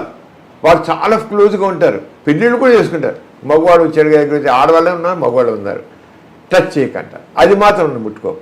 చాలా ఫ్రెండ్లీగా ఉంటారు, నన్ను మాత్రం టచ్ చేయి. ఏ సెక్షువల్స్ అంటాం చాలా కొద్దిగా ఉంటారు, ఎక్కువ మంది లేరు కానీ ఉన్నారు. ట్రాన్స్జెండర్స్ ఉన్నారు, హోమోసెక్షువల్స్ ఉన్నారు. ట్రాన్స్జెండర్స్ చచ్చిపోతున్నారు, హోమోసెక్షువల్స్ ఉన్నారు. ఇప్పుడైతే మన ఇండియన్ కాన్స్టిట్యూషన్ ప్రకారంగా అయితే కొద్దిగా వాళ్ళందరికీ మన చట్ట ప్రకారం వీళ్ళకి కొద్దిగా రైట్స్ వచ్చాయి. తప్పలేదు. మనకు అన్నీ జెనెటిక్గా వచ్చే డిఫెక్ట్స్, జెనెటిక్ వచ్చి యాక్సెప్ట్ చేయాలి. అదే చెప్తారు. మనకు కొంత ట్రాన్స్జెండర్స్ ఉంటారు, వాళ్ళు కలవలేరు, వాళ్ళు హిజ్రాస్ లాగా మారిపోవాలని అనుకుంటారు. ఏంటండి మా ఇంట్లో లేదు, వంట లేదు, ఎట్లా అని అంటే వాళ్ళు చెప్పమంటారు, మాకేం తెలుసండి, మాకు ఇలా పుట్టాడు, మేము ఇప్పుడు అమ్మాయిలాగా అవుతాను. అవునండి, మేము తీసుకుంటాం, మా కడుపున పుట్టిన బిడ్డే కదా, వీళ్ళు యాక్సెప్ట్ చెప్పండి సమాజానికి కదా. ఎవరికి అది దమ్ము లేదు. వాళ్ళని చేత పోయి రోడ్డు కడుక్కుంటూ ఒక గ్రూప్గా ఉంటున్నారు. అది బొంబాయి వెళ్ళిపోతున్నారు, అయితే కలకట్టా వెళ్ళిపోతున్నారు, ఢిల్లీ వెళ్ళిపోతున్నారు. నేను ఎంతమంది చూసి ఇంజనీర్లు ఉన్నారు, బీటెక్ చేసిన వాళ్ళు ఉన్నారు, ట్రాన్స్జెండర్స్ ఇజ్రాయిల్ ఉన్నారు. ఒకళ్ళైతే లెక్చరర్స్గా ఉన్నవాళ్ళు ఉన్నారు, లెక్చరర్గా చేసి ఒక యూనివర్సిటీలో లెక్చరర్గా ఉన్నవాళ్ళు కూడా మానేసి వెళ్ళిపోయి బొంబాయిలో ట్రాన్స్జెండర్స్ గ్రూప్ వెళ్ళిపోయారు. చదువుకున్న వాళ్ళు, మెడిసిన్ చేస్తున్న వాళ్ళకి కూడా ట్రాన్స్జెండర్స్ వాళ్ళు చూశాను నేను. అది వచ్చి మాట్లాడతారు వీళ్ళు. ఎంతమంది రకరకాల MA చేసి, MSc పోస్ట్ గ్రాడ్యుయేషన్ చేసి, అలా చేసి జాబ్ చేస్తున్న వాళ్ళు ట్రాన్స్జెండర్స్ ఫీలింగ్స్ చచ్చిపోతున్నారు. సూసైడ్ చేసుకోవాలని ఇంకేం లేదు, నేను సూసైడ్ చేసుకుంటాను. కొన్ని సూసైడ్స్ అలాంటివి సొసైటీ యాక్సెప్ట్ చేయలేదు. కానీ యాక్సెప్ట్ మీరు ఎప్పుడైతే మనకి చట్టం కూడా ఇచ్చింది, దాని ప్రకారం కొంతమందికి చాలా ధైర్యంగా మాట్లాడుతున్నారు. మేము హోమోసెక్షువల్స్ని, మేము ట్రాన్స్జెండర్స్ని, మేము గే ఇలా చెప్పేసుకున్నారు వాళ్ళు. అలా ఉంటేనే అలా రావాలి. వీళ్ళు చేసే తప్పు కాదండి అది. వాళ్ళు తప్పండి. ఇప్పుడు జైళ్ళలో ఉంటారు వాళ్ళు, అప్పుడు వాళ్ళ కారంగా సెక్స్ కోసం హోమోసెక్షువల్గా ఉంటారు. షిప్స్ మీద 6 నెలల పాటు ఉంటారు, అక్కడ అవుతారు. మళ్ళీ మామూలుగా అయిపోతారు. వాళ్ళందరూ బైసెక్షువల్గా ఉంటారు, ఇటు ఉంటారు అటు ఉంటారు. వాళ్ళు సైన్యంలో ఉంటారు, వాళ్ళు కూడా చాలామంది ఉన్నారు. సైన్యంలో ఎంతమంది హోమోసెక్షువల్స్ ఉంటారు. వాళ్ళు నీడ్ ప్రకారంగా అవుతున్నారు, సెక్స్ నీడ్ కింద అవుతున్నారు, నిజంగా కాదు. కానీ నిజంగా ఉన్నవాళ్ళు ఉన్నారు, వాళ్ళకి మాత్రం మనం తప్పకుండా ఆలోచించాలి, ఎందుకని తెలుసుకోవాలి. అదంతా జెనెటిక్ డిఫెక్ట్ మనం ఇంక జెనెటిక్ ఇంజనీరింగ్ వచ్చాక డెవలప్ అవుతుంది. జెనెటిక్ ఇంజనీరింగ్ డెవలప్ కాకపోతే అవుతుంది. అప్పుడు ఏ హార్మోన్ ఏది జీన్ దానికి కారణం తెలిస్తే ఆ జీన్ తీసేయడం లేకపోతే ఇంకొకరిగా చేయడం జీన్ తీసే స్థితి కూడా రావచ్చు. జీన్ తీసి ఆ ఫీలింగ్స్ పోతాయి. ఇంకా జెనెటిక్ ఇంజనీరింగ్ అడ్వాన్స్ అయిపోయాక కావాలంటే జీన్ తీయించేసుకునే పరిస్థితి రావచ్చు. ఈ మధ్యన వెరీ రీసెంట్ గా డిస్లెక్సియాకి చేసినట్టున్నారు కదా. అంచేత ఆ జీన్స్ ప్రకారం దొరుకుతాయి కనుక జీన్ తీసుకుని చాలా మనకి జైల్లో ఇరుక్కున్న వేల జీన్స్ ఉన్నాయి. మనకు తెలిసిన కొద్దిపాటి గురించే తెలుసుకోవాల్సిన చాలా ఉన్నాయి. ఏ జీన్ ఎందుకు ఎలా పనిచేసి తెలిసి దాన్ని బట్టి మనం చేసుకోవచ్చు అన్నమాట. అంచేత సైన్స్ చాలా డెవలప్ అవుతుంది, అడ్వాన్స్ అయిపోతుంది సైన్స్. అందులో జెనెటిక్ ఇంజనీరింగ్ అసలు ఏం చెప్పలేరు. 4 రోజులు అయ్యాక ఆర్టిఫిషియల్ ఊంబ్ వస్తుంది. ఇప్పుడు జపాన్లోను అక్కడ 2-3-4 కంట్రీల్లో ఆర్టిఫిషియల్ ఊంబ్ చేస్తున్నారు. తల్లి ఇక తన దాని గర్భంలో బిడ్డని మోయిన అవసరం లేదు. ఒక ఎవరైనా ఎంప్లాయీ ఉంది, ఖాళీ పిల్లలు ఒక బిడ్డతో ఎందుకు ఆపుకుంటున్నారు చాలామంది. వాళ్ళు దే కాంట్ ఎఫర్డ్, టైం పెట్టలేరు వాళ్ళు పిల్లలు పెంపగానే దానికి. ఏం చేస్తారు, ఇప్పుడు ఏం చేస్తారంటే ఆర్టిఫిషియల్ మీడియం చేస్తారు. ఇప్పుడు ఆల్రెడీ ఐవీఎఫ్ మేము చూస్తున్నాం. మగవాడి ఒక బీరి కణం ఆడవాళ్ళకి ఎగ్గు తీసుకుని కలిపేసి బయటే పెంచి చివరికి యుట్రస్లు పెడుతున్నారు. అదే రేపు ఏం చేయబోతున్నారంటే ఇప్పుడు ఆర్టిఫిషియల్ ట్యూబ్లో బయటే చేసి టెస్ట్ ట్యూబ్ బేబులను పెంచి తర్వాత ఆర్టిఫిషియల్ ట్యూబ్లో పెట్టి ఇప్పుడు దానికి చాలా ఆర్టిఫిషియల్ ట్యూబ్ చాలా డిజైన్ రకరకాల డిజైన్స్. మేము ఇప్పుడు ఇక అడ్వాన్స్డ్ హెల్త్ సైన్స్ ఎగ్జిబిషన్ పెట్టాను నేను అక్కడ మా దగ్గర. దాంట్లో ఈ ఆర్టిఫిషియల్ మూమెంట్ ఎలా పనిచేస్తుంది ఏంటి, దానికి ఏ రకంగా బ్లడ్ ఎలా సప్లై, ఆక్సిజన్ ఎలా సప్లై, యామినేట్ ఫ్లూయిడ్ ఎలా సప్లై, వేస్ట్ పార్ట్స్ ఎలా ఇస్తుంది, బ్లడ్ ఎందుకు అరగ పెట్టాను చెప్పలేదు. నేను తెలియాలి ఎటువంటి కొంతకాలం పోయాక మాకు ఏదైనా కావడం బజార్లో వస్తువులు కొనుక్కలుగా artificial heart, artificial lung, artificial kidney, artificial liver, artificial pancreas, చివరికి ఆర్టిఫిషియల్ స్కిన్, ఆర్టిఫిషియల్ బ్రెయిన్ కూడా వస్తుంది. ఇప్పటికే బ్రెయిన్లో చిప్స్ పెట్టాలని ఒకటి వస్తుంది. కొన్ని డెమెన్షియా లాగా వచ్చేస్తున్నారు, బ్రెయిన్ పనిచేయడం మానేస్తే చిప్స్ పెట్టి బ్రెయిన్ యాక్టివేట్ చేయాలని, చిప్స్ లాగా చేయాలని చెప్పారు. ఆల్రెడీ ఆ ప్రయోగాలు జరుగుతున్నాయి. అది సక్సెస్ అయిపోతుంది, చిప్స్ సక్సెస్ అవుతుంది. కొంత అలాగే రకరకాల డిసీజ్ కూడా పెట్టాలని బ్రెయిన్లో పెట్టాలి. చిప్స్ పెట్టి ఆ బ్రెయిన్ యొక్క యాక్టివిటీని కంట్రోల్ చేయడం. ఇప్పుడు మందుల ద్వారా కంట్రోల్ చేస్తున్నాం, ఆ చిప్ పెట్టి కంట్రోల్ చేయడం. అది వచ్చేది ఇప్పుడు ఎలా వచ్చాక బ్రెయిన్ కూడా ఏముంది, ఆర్టిఫిషియల్ బ్రెయిన్ ఇవన్నీ డిజైన్ చేశారండి. ఇప్పుడు డిజైనర్ బేబీస్ కూడా రాబోతున్నారు. అలాగే ఇప్పుడు ఆర్టిఫిషియల్ ఊంబులో మనం ఒక ఏ రంగు కావాలంటే రంగు జెనెటిక్ ఇంజనీరింగ్ ద్వారా మాకు పెద్ద తెల్లగా చక్కగా పుట్టాలి, ఎర్రగా పుట్టాలి, దెబ్బ పండ్లా పుట్టాలి అంటే కలరు, కళ్ళు ఇలా ఉండాలి, ఒళ్ళు ఇలా ఉండాలి, మొహం ఛాయ్ ఇలా ఉండాలంటే ఆ రంగానే జెనెటిక్ ఇంజనీరింగ్ ద్వారా మార్పు చేసే పరిస్థితి ఉంది. అది ఆర్టిఫిషియల్ ఊంబ్ ద్వారా జరుగుతుంది. అది ఎంతో కాలం లేదు. ఆ మధ్య మరి ఒక వీడియో వచ్చింది, జపాన్లో ఆల్రెడీ ఓ బేబీ పుట్టిందని పెట్టారు. అది ఎంతవరకు ఎందుకు ఎవరు కన్ఫర్మ్ చేయలేదు అది, కానీ సోషల్ మీడియాలో అన్ని వచ్చేసరికి అది కూడా వచ్చేసింది. జపాన్లో ఒక బేబీ పుట్టిందని చెప్పేసి పెద్ద గొప్పగా పెట్టేశారు. దీంట్లో సోషల్ మీడియాలో పెట్టారు. అది ఇంకా కన్ఫర్మ్ కాలేదు, సైంటిఫిక్గా కన్ఫర్మ్ కాలేదు. కానీ ఆ బేబీ ఎలా పెరిగింది ఏమిటి, ఎలా డెలివరీ ఎలా చేశారు, బేబీ తీసి ఇది చేసినట్టుగా చెప్పి పెట్టారు. అది వస్తుంది, అది తప్పకుండా వస్తుంది. అది ఏ కాదు, డిఫరెంట్గా ఇంకా మన వీరికణం వాళ్ళ ఎగ్ కలిపేసి పెట్టేసేసి మనం వెళ్ళిపోయి మధ్య 9 నెలలు పోయాక మన బేబీని మాకు ఇచ్చేస్తారు, తెచ్చేసుకోవచ్చు, పండంటి బిడ్డను మనం తెచ్చుకోవచ్చు. తెచ్చేసుకోవచ్చు అంతే. ఇప్పుడు మనం ఇంత అడ్వాన్స్ టెక్నాలజీ గురించి మాట్లాడుకుంటున్నాం, ఆర్టిఫిషియల్ బ్రెయిన్, వీటన్నిటి గురించి మాట్లాడుకుంటుంటే 55-60 ఏళ్ళుగా మీరు దేనికోసమైతే అవేర్నెస్ కోసం ఇంకా చేస్తున్నారో దాని గురించి ఇంకా ఇంకా ఇంకా చెప్పాల్సి వస్తుంది. మీరు ప్రతిసారి కాలేజీలోకి వెళ్ళి లెక్చర్స్ ఇన్ని ఇవ్వాల్సి వస్తుంది, ఇన్ని అవేర్నెస్ వీడియోలు చేయాల్సి వస్తుంది. ఒక ఐరనీ లేకపోతే ఒక ఎక్స్ట్రీమ్ కాంట్రాస్ట్ అనిపించట్లేదా మీకు? అవును కవిత గారు, ఇప్పుడు ఏంటంటే మనకి ఆ తగిన ఆలోచన మన ఇండియాలో ఏంటి అయిపోయిందంటేనండి, మన భారతదేశం ముఖ్యంగా ఒక రకమైన కర్మ సిద్ధాంతం మనకుంది. మన కర్మ సిద్ధాంతం, దాంతో ఏమో లేదా దైవభావం ఇవన్నీ ఉండేది కదా. మనిషిని ఒక రకమైన ఆ స్వేచ్ఛగా ఆలోచించడం లేకుండా ఎక్కడ అవుతుంది ఏంటో, అది అంతా మనకు అదృష్టం ఉందా, అదృష్టం దురదృష్టం, ఇది అవుతుందా, ఇది వేస్తున్నా, మనిషి నా దురదృష్టం, నాకు ఆలోచన నాకు లేదు, నాకు ఆలోచన నాకు ఇది లేదు అని అన్నీను మనిషి తను తగ్గించుకునే స్థితి మనకు. Man is supreme, man is master అన్న పద్ధతి ఫ్రీ విల్ ఎప్పుడైతే ఉంటుందో మనిషి ఆలోచన పెడతాడు. మన ఆస్తిక జాలం వల్ల మనిషిలో ఆ ఫ్రీ విల్ అనేది లేకుండా పోతుంది, ఫ్రీగా ఆలోచించలేకపోతే చెప్పాను ఫ్రీ థాట్ అని, ఫ్రీ ఎక్స్ప్రెషన్ అని, అది లేకపోయడం కల్లా మరి ఇది అట్లా అంతే. దానివల్ల అందుకని మనం ఏం చేయాలంటే మనుషుల్లో ఆలోచించండి, స్వేచ్ఛగా ఆలోచించండి. ఎవరో చెప్పారు, ఈ గ్రంథాల్లో చెప్పారు, ఆ గ్రంథాలు, ఆ మత గ్రంథాల్లో చెప్పారు. ఇప్పుడు మతం అనేది మనిషిని చెప్పుకుండా చేస్తుంది. మత నమ్మికలు, మతాచారాలు, సాంప్రదాయాలు మనిషిని కట్టుబడేస్తుంది. ఎప్పుడైతే మనిషి ఆ మత సంఖ్యలన్నీ తెంచుకొని బయటపడతాడో ఒక్కసారి స్వేచ్ఛావాయులు పిలుస్తాడు, చనిపోతాడు.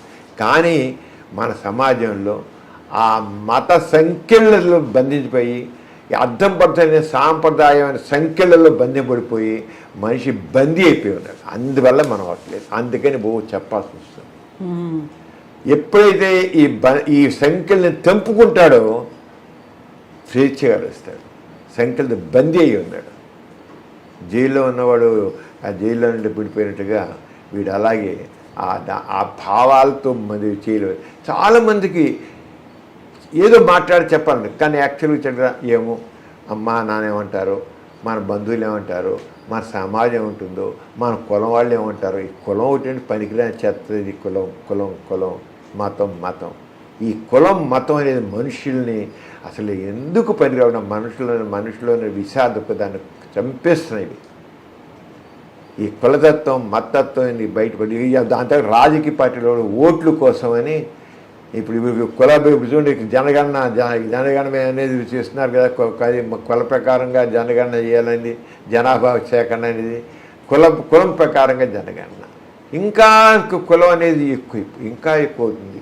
ఈ ఓట్లు అడిగేటప్పుడు మన కులం వాళ్ళు ఎంతమందారు లెక్క ఈ కట్టుకున్నారు, ఈ నియోజకవర్గంలో ఎంతమందారు కాక ఈ క్యాండిడేట్ పెడతాం, ఈ కులం అని పెడదాం. అంత మన కులం వాళ్ళది ఒకటి ఉండాలి, మన కులవాన్ని ఎన్నుకోవాలి. అరే ఇప్పుడు వస్తుంది సమాజం, ఎప్పుడు వస్తుందండి ఇలాంటి భావాలు ఉంటే. ఇప్పుడు మనిషికి అవకాశాలు అంటే ఆర్థికంగా ఉన్న తీసుకోండి, ఆర్థికంగా నరకబోతానని తీసుకోవాలి, కానీ కులం ప్రకారం కాదు. వెనక కొంతమంది కులాలు కావాలి, కులాల వాళ్ళకి అవకాశం లేదని చెప్పి ఇంకా కులాలను తీసుకొని ఈ ఫలానా వాళ్ళు తక్కువ ఉంది, వీళ్ళు తక్కువ ఉందని చెప్పి ఆ కులాల ప్రకారంగా కాదు. ఆర్థికంగా వెనకబడ్డ వాళ్ళు అది అగ్ర కులస్తులు అంటే కింద కులస్తులు అన్నారు, వాళ్ళకి అవకాశాలు కలిగించండి.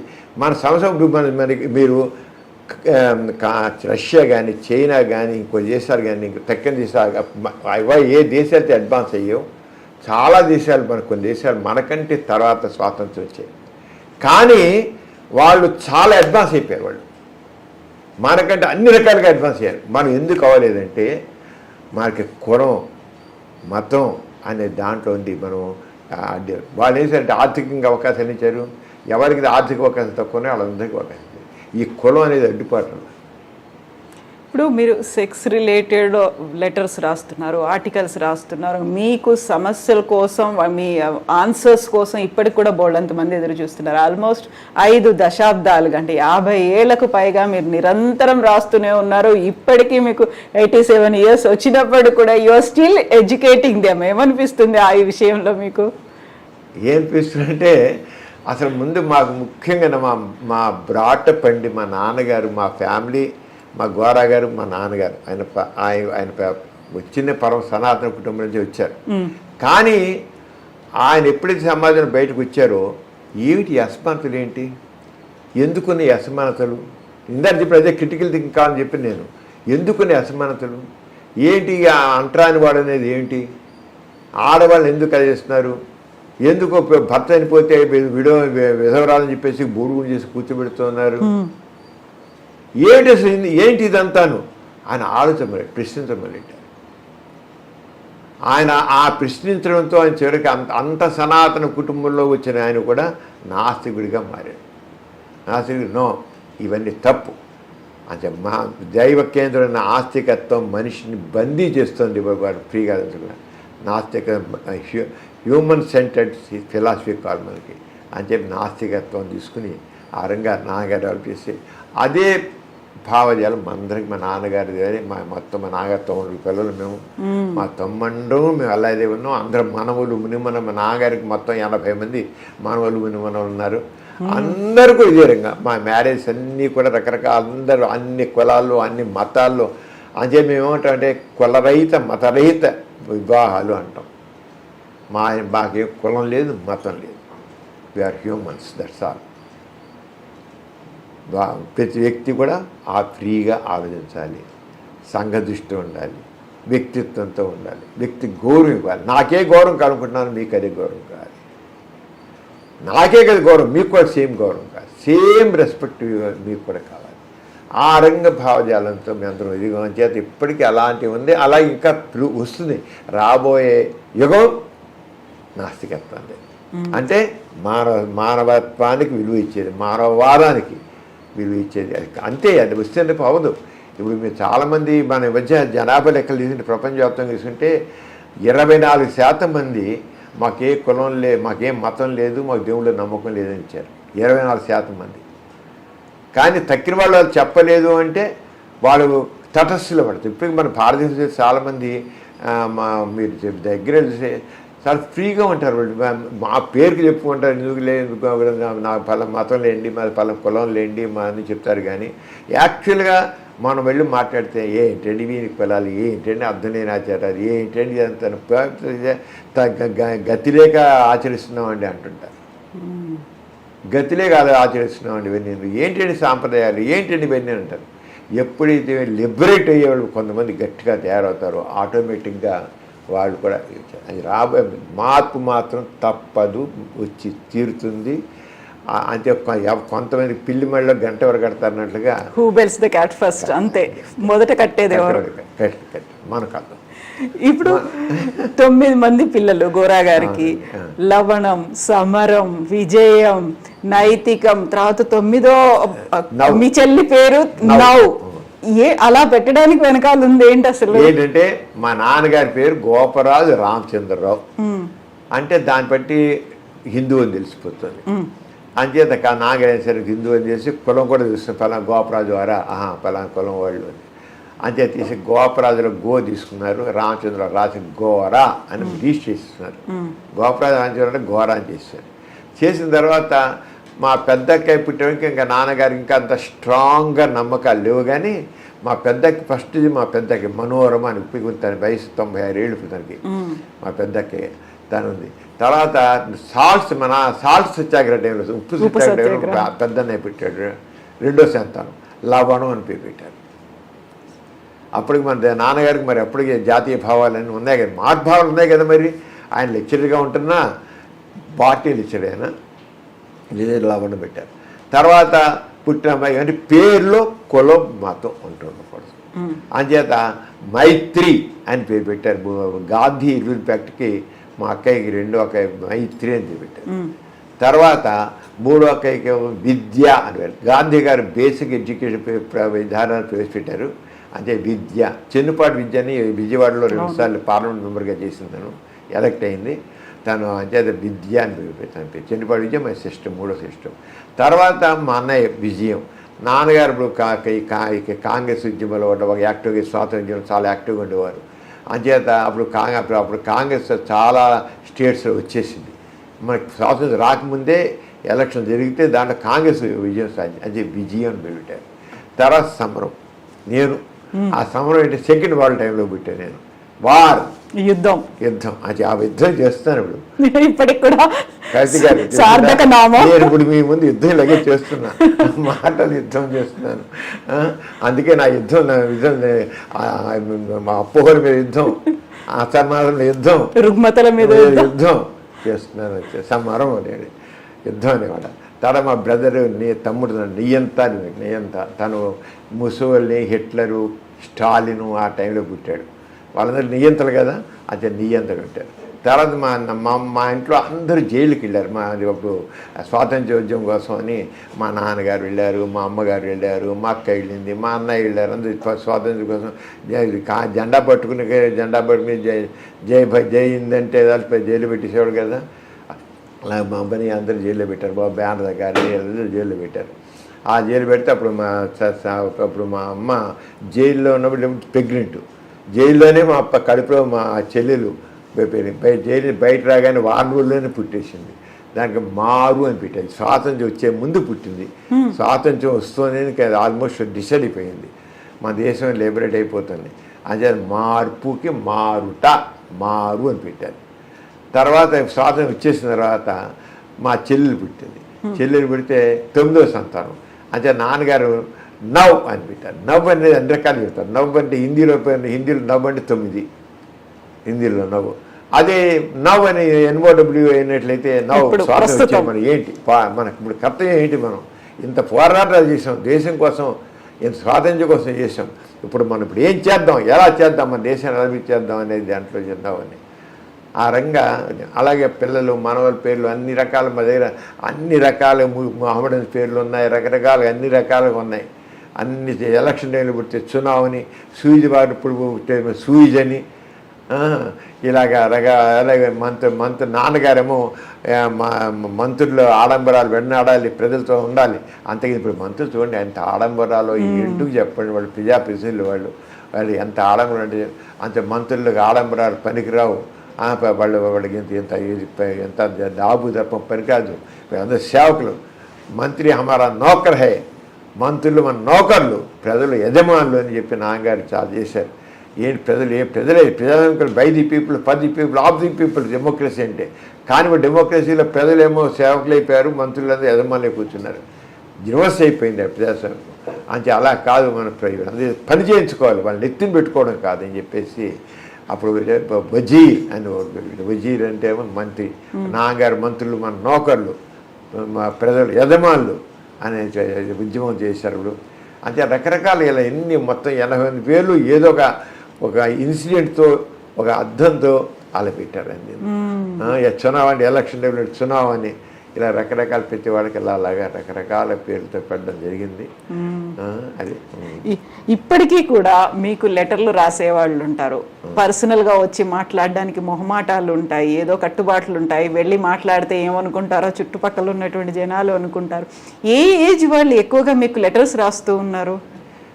ఎక్కువ యూతేనండి, ఎక్కువ యూత్ రాస్తారు. వచ్చేవాళ్ళు మాత్రం 40-50 ఏళ్ళు దాటిన వాళ్ళు వస్తారు. వాళ్ళకి ఆల్రెడీ కొంత పని చేసిన తర్వాత వాళ్ళకి ఇన్నివిటీ డెవలప్ అవుతుంది. అంటే దానికోసం వాళ్ళు మనం ఎందుకు సెక్షన్ కోల్పోతున్నాము అని వాళ్ళకి అనిపిస్తున్నారు, వస్తారు. యూత్ కూడా వస్తున్నారు. ఇప్పుడు ఈ మధ్య యూత్ కూడా బాగానే వస్తున్నారు. ఉత్తరాల మంది ఎక్కువ మంది యూత్ రాస్తారు ఎక్కువ మంది. ఈనాడులో నేను రాసేవాడు మాత్రం ఈనాడు కానీ స్వాతిలో కానీ రాసిన మొట్టమొదటిలో ఒక రోజుకి 600, 700, 800 ఉత్తరాలు వచ్చాయి. 600 ఆ రోజుకి, వారానికి కాదు, రోజుకి 600, 1000 దాకా వచ్చిన రోజులు ఉన్నారు. ఆ రోజు తక్కువ ఎప్పుడు లేవు. 500-600 పైన లెటర్స్ ఉండేవి. అంత ఎక్కువగా లెటర్స్ వచ్చి ఇప్పటికీ మీకు తర మెయిల్స్ మాత్రం రోజుకి 200-300 మెయిల్స్ రావడం అంటే ఇప్పటికి మెయిల్స్ వస్తున్నాయి. రోజు ఇప్పటికి మెయిల్స్ వస్తున్నాయి. అంచేది ఉత్తరాలు అనేది విషయం జరగల్ల యంగ్ పీపుల్ కూడా బాగా లేడీస్ మాత్రం వాడు ఉత్తరాలు ఏదైనా ఒక కవర్ వచ్చిందంటే కవర్ వచ్చి ఇంత లావు ఉందంటే ముందే ఎక్స్పెక్ట్ చేసుకో ఇది లేడీస్ది అను లేడీస్ అని చెప్పేయచ్చు. లేడీస్ మాత్రం ఇంకా మనసులో అంతా మొత్తం రాసేస్తారు. నిజంగా వాళ్ళకి అర్థమవుతాం. మన భారతదేశంలో ఆడవాళ్ళకి వాళ్ళ భావాలు చెప్పుకోవడానికి అవకాశం లేదు. ఇప్పుడు తగ్గింది, ఇప్పుడు అసలు వచ్చింది స్వేచ్ఛ వచ్చాను. కానీ నేను మొట్టమొదటి నేను 20-30 ఏళ్ళ కిందటి 40-50 ఏళ్ళ క్రితం చెప్తున్నాను. అసలు ఉత్తరాది పెద్ద కట్ట వచ్చిన లేడీస్ నుంచే అని ఎంత తీసి లేడీ అవుతుంది. ఇక ఎన్ని రకాల మానసికంగా ఆమె కుంగిపోతుంది, చెప్పుకోలేకుండా ఎలా ఉంది, ఎంత బాధపడుతోంది, ఎంత మదన పడుతోంది, ఆమె వేదన అంత ఒక 5 పేరు 10 పేరు ఉత్తరాలు ఆయన ఎలా చెప్పాలో నాకు తెలియట్లేదు. నాకు how to express my agony. Husband కూడా చెప్పగలుగుతున్నాను, ఇంట్లో కూడా చెప్పలేదు, వినేవాళ్ళు లేరు, ఏం లేదు, నేను బాధపడుతున్నాను, నాకు ఇంత ఇదిగా ఉంది అని. ఇప్పటికీ కొన్ని లేడీస్ వస్తారు మాట్లాడితే మాత్రం. మగవాడు సరిగ్గా చెప్పడండి. మగవాడు ఎప్పుడు కూడా తనకు వచ్చిన ప్రాబ్లం చల్లగా వచ్చి ముంచదలుచుకున్నా అంటారు. ఆరంగా వచ్చేది స్పష్టంగా చెప్పడం మగవాడు. ఆడవాళ్ళు మాత్రం వచ్చారు స్పష్టంగా ఎంత క్లియర్గా చెప్పాలని స్పష్టంగా చెప్పేస్తారు. ఎక్కడ ఏమా దాచుకోకుండా. చాలామంది లేడీస్ వాళ్ళ ప్రాబ్లమ్స్ అన్నీ కూడా వాళ్ళు ఏంటంటే భర్తకి చాలామంది శీకస్కలం అయిపోయి త్వరగా ఒక 6 నిమిషంలో 2 నిమిషంలో వీర్యం పడిపోతుంది. దాంట్లో చల్లపోతే పక్కనే పడుకుంటాడు. ఈవిడికి అప్పుడు మూడు వస్తుంది. ఆ మూడు వచ్చి చాలా రెస్ట్లెస్ అయిపోతుంది. రెస్ట్లెస్ అయిపోయి ఇంకా నిద్రపోలేదు. నిద్రపోయి మన్నాడంతా చాలా జల్లుగా తయారవుతుంది. ఏం చేయాలో నాకు తెలియదు అంటుంది. ఇలాగ ఇంత ఇదైపోతాను స్త్రీ అలా ఎక్స్ప్రెస్ చేస్తుంది. ఫోర్ ప్లే అనేది మనకి తెలియదు చాలామంది. ఫోర్ ప్లే అంటే ఏంటో తెలియదు. ఆ ఫోర్ ప్లే చేసే కనీసం ఇద్దరు సమానంగా చేసుకొని పార్టిసిపేట్ చేసి ఒకరికొకరు ప్రేరణ కలిగించి అప్పుడు ఒకళ్ళు మగవాడు ఒక 5 నిమిషాల్లో 2 నిమిషాల్లో వీరిని పడిపోయినా షిల్ బి హ్యాపీ. అసలు ఫోర్ ప్లే లేకుండా ఆడికి 3 వస్తుంటుంది, జస్ట్ వీడి వీరియం పడిపోయి అంతే అయిపోయి ఆడదాని బతుకు జాలి ఎంత చేర్చేవారికి. ఎందుకని వాళ్ళలో చేసి ఇంకా ఉంది. అసలు నేను నాలో ఎరోజులు వద్దు, నేను కామపరంగా నేనేమాత్రం ఉద్యోగం చెందను, నాకు అవసరం లేదు ఈ సెక్స్. ఈ మగాడు చేసి తుమ్మ ముద్దులా పడుకున్నాను, నాకు మూడు రావట్లేదు నేను చూస్తాను. ఎక్కడ అమ్మాయి అలా మారడానికి కారణం ఈ మగాడే. ఇలాంటివి చాలా ఎక్కువ చూస్తారు. చాలా ఎక్కువ లేడీస్ ఎక్కువ ఫిజిలిటీ ఎక్కువ ఉంటుంది. లేకపోతే మగవాడు పట్టించుకోకపోవడం, ఆడదని మనం పట్టించుకోవడం. ఆమెకు ఒక మనసు ఉంది, ఒక ఆలోచన ఉంటుంది, చేద్దాం. తన గురించి ఫ్యామిలీస్లో ఇంకోటి అయిపోయింది. ఇప్పుడు ఎడ్యుకేటెడ్ ఫ్యామిలీస్ బాగా వచ్చినట్టే అడ్జస్ట్మెంట్ ప్రాబ్లం. ఎవరంతా వాళ్ళు అడ్జస్ట్మెంట్ లేదు, సర్దుబాటు లేదు, మాట పడే ప్రసక్తి లేదు. అసలు మాట మగాడు పడదు, ఆడది పడదు, అసలు పడరు మాట. ఒక్క మాట కాదు. ఫ్యామిలీ ఉన్నప్పుడు సర్దుబాటు ధోరణి కాదు. ఆ సర్దుబాటు ధోరణి ఇప్పుడు చాలా తక్కువగా ఉంది. సర్దుబాటు ధోరణి అనేది లేకపోతే కుటుంబం జరగదు. అది అర్థం చేసుకోవాలి. సర్దుబాటు ధోరణి లేదు. ఇక నేనేమంటే అది నేను చెప్తే అంతే. ఒక రకమైన ఫ్రీడమ్ ఉంటే ఫ్రీడమ్, లేకపోతే బానిసత్వం. 2 మధ్యస్థం లేదు. మధ్యస్థం చాలా తక్కువ. 2 స్వేచ్ఛగా నేను ఉంటాను. ఎప్పటి 3 లెక్కలేదు. పిల్లలు ఉన్న పట్టించుకోరు, వాళ్ళు తిరగడం, వాళ్ళు చేయడం, వాళ్ళు హారం ఉంటుంది. అలాగే ఇప్పుడు తీసుకుంటే చాలామంది అమ్మాయిల్లో కొత్తగా మిమ్మల్ని కొద్ది కాస్మోబైల్ సీట్ వేసినట్టయితే ఫ్రీ సెక్స్ ఎక్కువైపోయింది. ఆ ప్రాబ్లమ్స్ ఎక్కువ ఉన్నాయి. ప్రెగ్నెన్సీస్ ప్రీ మ్యారేట్లుగానే మ్యారేడ్ ప్రెగ్నెన్సీ రావడం, దానికి యూజ్ చేసుకోవడం, బ్లీడింగ్ ఎక్కువైపోవడం, ఇవన్నీ ఉంటాయి. ఈ రంగా ప్రాబ్లమ్స్ ఉన్నాయి. అంచేత ఈ చేంజింగ్ టైమ్స్లో ఈ రంగా రకరకాలు ఉన్నాయి. దానికి తగ్గట్లుగా మరి మనం సరైన ఎడ్యుకేషన్ ఇవ్వాలి. దానికోసమే నేను ఎలా సమస్యలు తెచ్చిపెట్టుకుంటున్నారు, ఆరోగ్య సమస్యలు తెచ్చిపెట్టుకుంటున్నారు, సోషల్ ప్రాబ్లమ్స్, ఫ్యామిలీ ప్రాబ్లమ్స్ ఉన్నారు. ఏ రంగా జీవితాన్ని ప్లాన్ చేసుకోవాలి. కావాల్సిందే స్త్రీకి స్వేచ్ఛ కావాల్సిందే. స్వేచ్ఛ అనేదాన్ని ఏ రంగా మనం ఈ సమాజం చూస్తుంది, ఏ రంగా ఆ స్వేచ్ఛ అనేది ఏ రంగా మనం కూడా స్వేచ్ఛ ఎలా చేస్తాము. ఒక బాధ్యతగా ప్లాన్డ్గా మాత్రం స్వేచ్ఛను లేకపోతే సమస్యలు తెచ్చిపెట్టుకున్నారు. అంచేత స్త్రీకి స్వేచ్ఛ కావాల్సిందే, స్త్రీకి గౌరవం కావాల్సిందే, అన్నీ కావాల్సిందే. అట్ ది సేమ్ టైం ఒక ఫ్యామిలీ రెస్పాన్సిబిలిటీ అవన్నీ కావాలి. అది మగవాడికి కావాలి, ఆడదానికి ఇద్దరికి కావాలి. ఒక్కళ్ళు నేను చెప్పట్లేదు, ఇద్దరికి కావాలి. ఆ ఫ్యామిలీకి సంబంధించిన ఆ ఆలోచన ధోరణి తగ్గిపోయి నేను నేను నేను ఇది చాలా ఇప్పుడు మోడర్న్ ఏజ్లో ఈ నేను అనేది, నేను నా ఇష్టం నేను అనేది అటు ఆడవాళ్ళు ఉంది, మగవాళ్ళు ఉంది. అది చేసి మొత్తం ఫ్యామిలీస్ చాలా ఇబ్బంది పడతాయి. ఇప్పుడు చాలా ఇబ్బందులు, అవే ఇబ్బంది చూస్తాను. ఎక్కువ వచ్చే నా దగ్గరికి వచ్చేది ఇదే మ్యారిటల్ డిస్ప్యూట్స్, నాన్ అడ్జస్ట్మెంట్, సర్దుబాట్లు లేకపోవడం అనేది గొడవలు ఎక్కువ ఉన్నాయి. సర్దుబాట్లు ఉండదు, చదువుడు ఎవ్వరి మాట నా మాట నెగ్గాలనే తప్ప సర్దుబాటు అనేది లేదు. అది మాత్రం నేర్చుకోవాల్సిందే. ఆడవాళ్ళైనా మగవాళ్ళైనా నేర్చుకోవాల్సిందే. మగవాడు ఈగో, ఆడదాని ఈగో ఇప్పుడు ఎక్కువ చూస్తుంది. నేను గమనిస్తోంది ఆ ఈగో కాంప్లెక్సెస్ చాలా ఎక్కువ వచ్చాయి. అవి ప్రాబ్లమ్స్ క్రియేట్ చేస్తున్నాయి బాగా. అవి ఫ్యామిలీ ప్రాబ్లమ్స్. తల్లి కూతురికి వెంటనే సపోర్ట్ దొరుకుతుంది. తండ్రి పాపం పూర్తిలో ఓ నోరు మూసుకుని ఉంటాడు. వాడు తెలుసు ఈ సంబంధం చెడిపోతే మళ్ళీ నేను ఇంత కష్టపడి పెళ్లి చేయాలరా, దీనికి నేను ఎక్కడ ఇప్పటికీ తప్పు నన్ను ఎత్తుందని తండ్రి మోగ వేదన. ఒకవేళ తండ్రి అని చెప్తే చాలే నోరు మూసుకొని ఉండండి, మీరు మీకు అర్థం కావట్లేదు అంటుంది. వెంటనే మా భార్య నోరు మూసేస్తాను, మూడు నోరు. ఇలా ఉంటుంది వ్యవస్థ, కుటుంబ వ్యవస్థ. సో ఇప్పుడు కుటుంబ వ్యవస్థ, పర్సనల్ ఇష్యూస్ ఇవన్నిటి తోడు సమాజానికి పట్టినటువంటి కొన్ని రుగ్మతలు ఉన్నాయి. వీటన్నిటి గురించి మీరు ఆల్మోస్ట్ 6 దశాబ్దాలుగా పోరాటాలు చేస్తూనే ఉన్నారు. మారుమూల పల్లెటూళ్ళు కావచ్చు, లేకపోతే ఒక పట్టణం, మోస్తరు స్థాయి పట్టణాల్లో కూడా ఇలాంటివి చేతబడి బాణామతి హేతువాద సంఘానికి సంబంధించి ఒక రిప్రజెంటేటివ్గా వెళ్ళారు. అలా వాళ్ళకి చేయాల్సినటువంటి ఎడ్యుకేషన్ ఇస్తూనే సైన్స్ పరంగా ఉన్నటువంటి ఏవైతే మూఢనమ్మకాలు ఉన్నాయో వాటిని కూడా దూరం చేస్తూ వస్తున్నారు కదా. మోస్ట్ ఛాలెంజింగ్గా అనిపించింది ఏంటి మీకు? నేను దాదాపు ఒక 40 ఏళ్ల క్రితం అండి మెదక్ జిల్లాలో బాగా బాణామతి మూఢనమ్మకం ఉండేది. బాణామతి మెదక్ జిల్లా ఇప్పుడు బాగా అడ్వాన్స్ అయిపోయింది, బాగుంది. అప్పుడు అరవిందరావు గారిని ఆయన డీజీపీ కూడా చేశారు. ఆయన అరవిందరావు గారిని ఆయన ఎస్పీగా ఉండేవాడు. ఆయన ఉత్తరం రాశారు, డాక్టర్ గారు మాకు నల్లగొండ మెదక్ జిల్లాలో బాణామతి ఉండటం చాలా ఎక్కువ ఉంది. మా పోలీసుల లాఠీలకి ఈ మూఢనమ్మకం లొంగడం లేదు. మీరు వచ్చి ఒక టీమ్గా వచ్చి ఈ మూఢనమ్మకాన్ని తొలగించడానికి కృషి చేయాలి అని లెటర్ రాశారు. దానికి ఆయన ఏం చేశారంటే ఎస్పీను, జిల్లా కలెక్టరు, తర్వాత జిల్లా మేజిస్ట్రేటు కలిసి ఒక సంఘంగా ఏర్పరిచి మాకు ఎక్స్టెన్సివ్ టూర్ రన్ చేశారు మెదక్ జిల్లా. మేము ఒక 10 మంది టీం తీసుకుని డాక్టర్ని, సైకాలజిస్టులని, వీళ్ళందరూ రకరకాలుగా టీం మొత్తం తీసుకెళ్ళి సోషల్ వర్కర్స్ తీసుకుని వెళ్ళాం. వెళితే అసలు ఎంత మూఢనమ్మకం ఉందంటే ఇంత దగ్గర మూఢనమ్మకం అసలు చాలా ఎక్కువ ఉండేది. మేము అందరి దగ్గర వెళ్ళి చెప్తుంటే కొన్ని చోట్ల అయితే జోగిపేట అనే ఒక చోట అయితే అక్కడ చోట అయితే మనిషిని బాణం చేశారనే మూఢనమ్మకంతో కట్టేసేసి తోలు ఉల్చారు కూడా కోసేసి. అలాంటి చోట వెళితే మేము బాణం లేదు చోట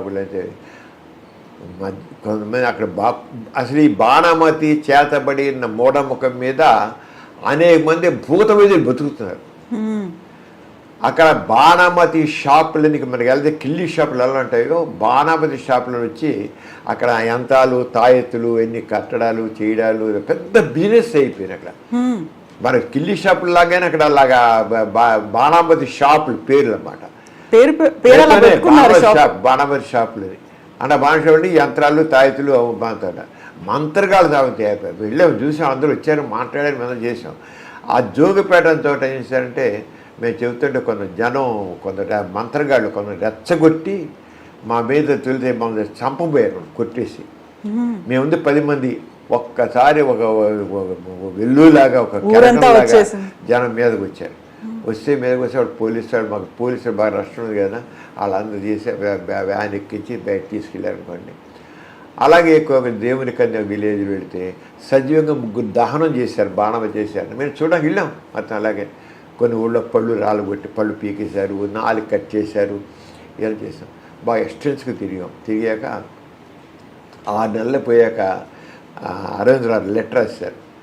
మీరు ఎంత ఎక్స్టెన్స్గా తిరిగి చేసిన తర్వాత ఇదివరకు 80% మంది బాణామతి నమ్మేవాళ్ళు దానివల్ల ఉన్నాయి, ఇప్పుడు అవన్నీ తగ్గిపోయాయి. ఎవడో కొద్దిమంది ఒక 20% మంది పెద్దవాళ్ళు మా ఏమో చదువులు నిరక్షరాస్యులు వాళ్ళు అంటే వాళ్ళు ఎవరు కొద్దిమంది తప్ప తక్కిన వాళ్ళందరిలోనూ అవేర్నెస్ వచ్చింది. మీ యొక్క అవేర్నెస్ ప్రోగ్రాం వల్ల చాలా బాగా మంచి ఫలితం వచ్చింది అని లెటర్ వేశారు. అలాగే రంగారెడ్డి జిల్లాలో కూడా అక్కడ కూడా మేము తిరిగి చేసాం. అక్కడ కూడా బాణామతి చేసేది 4 కట్ చేసేసి పళ్ళు ఓడగొట్టి చెట్టుకు వేలాడేసి కట్టి ఇవన్నీ చేశారు. ఇవన్నీ తిరిగాం సార్. అక్కడ కూడా అప్పుడు వెళ్ళినప్పుడు మాత్రం కొద్దిగా బాబు మోహన్ గారు అలాగే మినిస్టర్స్ వచ్చారు, కొంతమంది వీళ్ళందరూ వచ్చారు, పొలిటీషియన్ వచ్చి. ఇంకా మెదక్ జిల్లాలో ఎవరు మాతో కలవలేదు, కానీ ఇక్కడ వచ్చాడు కదా మాత్రం మెదక్ జిల్లాలో చేశారు కల్లా రంగారెడ్డి జిల్లా వచ్చాడు మాత్రం మినిస్టర్స్ వాళ్ళందరూ ఇబ్రహీంపట్నం అక్కడికి అన్ని చోట్లకి వచ్చి మాతో కలిసి వాళ్ళు కూడా మీటింగ్లో పార్టిసిపేట్ చేసి ఇవన్నీ చేశారు. ఆ రంగా చాలా ఉద్యమంలాగా ఒక పెద్ద ఉద్యమంలా చేసి పెద్ద మార్పు తీసుకొచ్చాం బాగా. అంటే మనం కమిటెడ్గా చేస్తే మాత్రం అవుతుందని. చిన్న చిన్న దెయ్యాలు ఉన్నాయి, భూతాలు ఉన్నాయి, దెయ్యం పట్టిన పోయినాయి, ఇవన్నీ మామూలు ఉంటే అవన్నీ చేస్తుంటారు చిన్న ఇండివిజువల్గా. ఒక సమాజ పరంగా మొత్తాన్ని కూడా చోట అలాగే మేము జోగిని దురాచారం ఉండేది నిజామాబాదు, అక్కడ ఎక్కువ ఉండేది. అక్కడ జోగిని దురాచారం అక్కడ కూడా మా అన్నయ్య గారు లవణం గారును మా వదిలి గారు హేమలత లవణం గారు మొట్టమొదటి ఇంటింటికి తిరిగి సర్వే చేసాం. వాళ్ళకి ఎంతమంది దాదాపు 2000 మంది పైగా జోగి వాళ్ళ ఇళ్ళలోకి వెళ్ళి వాళ్ళు ఎలాంటి వాళ్ళు అంటే ఆ మూఢనమ్మకం చిన్న పిల్లల్ని పాపం 7 ఏళ్ళ పిల్లలు 5 ఏళ్ళ పిల్లల్ని ఆ ఊరు ఎల్లమ్మకి వారికి చేసేసి ఇంకా పెళ్లి చేసి ఊరు ఇంకా ఎవరి శవాలు చనిపోతే శవాలకు డ్యాన్సులు చేయడాలు ఇలా చేయడాలు అలాగే ఉండేది అన్నమాట. అలా అందరూ చాలా సంస్కరణ చేసాం. చాలా మార్పు వచ్చింది రంగా, చాలా మార్పు వచ్చింది. అది ఒకటి జోగిని దురాచారం విషయంలో మేము చేస్తాం, అది కూడా చాలా మార్పు వచ్చింది. అలాగే మేము స్టోర్పురం నేరస్తుల సంస్కరణ, స్టోర్ దొంగలంటే చాలా ఎక్కువ ఉంటుంది. ఇక్కడ ప్రకాశం జిల్లాలో ఉంది. అక్కడ కూడా నాసికేంద్ర చేసాం. మొట్టమొదటి అక్కడ గజ్జల్ ప్రసాదు, టైగర్ నాగేశ్వరరావు సినిమా కూడా వచ్చింది టైగర్. అలాంటి వాళ్ళందరూ అప్పుడు మాట్లాడే వాళ్ళందరూ చాలా మారిపోయారు. వాళ్ళందరూ చాలా మార్పు, ఎన్నో సంస్కరణ పనులు తీసుకుని మీరు మనుషులే, మీరు కూడా గౌరవంగా బతకొచ్చు మీకు అని చెప్పి అక్కడ అందరికీ వాళ్ళకు గౌరవంగా బతకడం అనేది తెలియదు వాళ్ళకి. అది కాకుండా విచిత్రం ఏంటి, ఇక్కడ స్టోర్పురంలో ఎక్కడ ఒక జాతి ఎరుకల జాతిని, ఒక ఏరియాలో ఉన్న ఎరుకల జాతిని అందరినీ నేరస్తుల జాతి అని పేరు పెట్టారు. ఒక జాతి మొత్తాన్ని నేరస్తుల జాతి. అరే ఊరంతా ఆ సమూహాన్ని మొత్తాన్ని నేరస్తుల జాతి. ఎక్కడ అటు నేరస్తుల జాతి అని ఉంటుంది, ఆ కులం నేరస్తుల కులం ఉంది. అసలు మన సామాజిక వ్యవస్థలో ఎలా ఉంటుంది చూడండి చెప్పేది. నేరస్తుల జాతి అక్కడ మా నాన్నగారు, మా అన్నయ్య, వదిన మఠంలో నేను కూడా వెళ్ళాను. చూసిన వాళ్ళందరికీ చివరికి వ్యవసాయం చేయడానికి చేసి అన్ని రకాలు చేసి చదివించి అన్ని రకాలు చేసి మార్పు చాలా. ఇప్పుడు ఎవరు లేరు అక్కడ.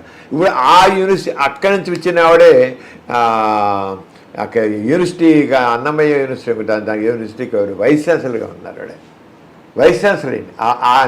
ఆ స్టోర్ నుంచి వచ్చినాడు బ్యాక్గ్రౌండ్ అంటే ఒకటి స్టోర్పురంలో ఉన్న వాళ్ళందరూ నేరస్తులు కాదు, అది గుర్తించాలి.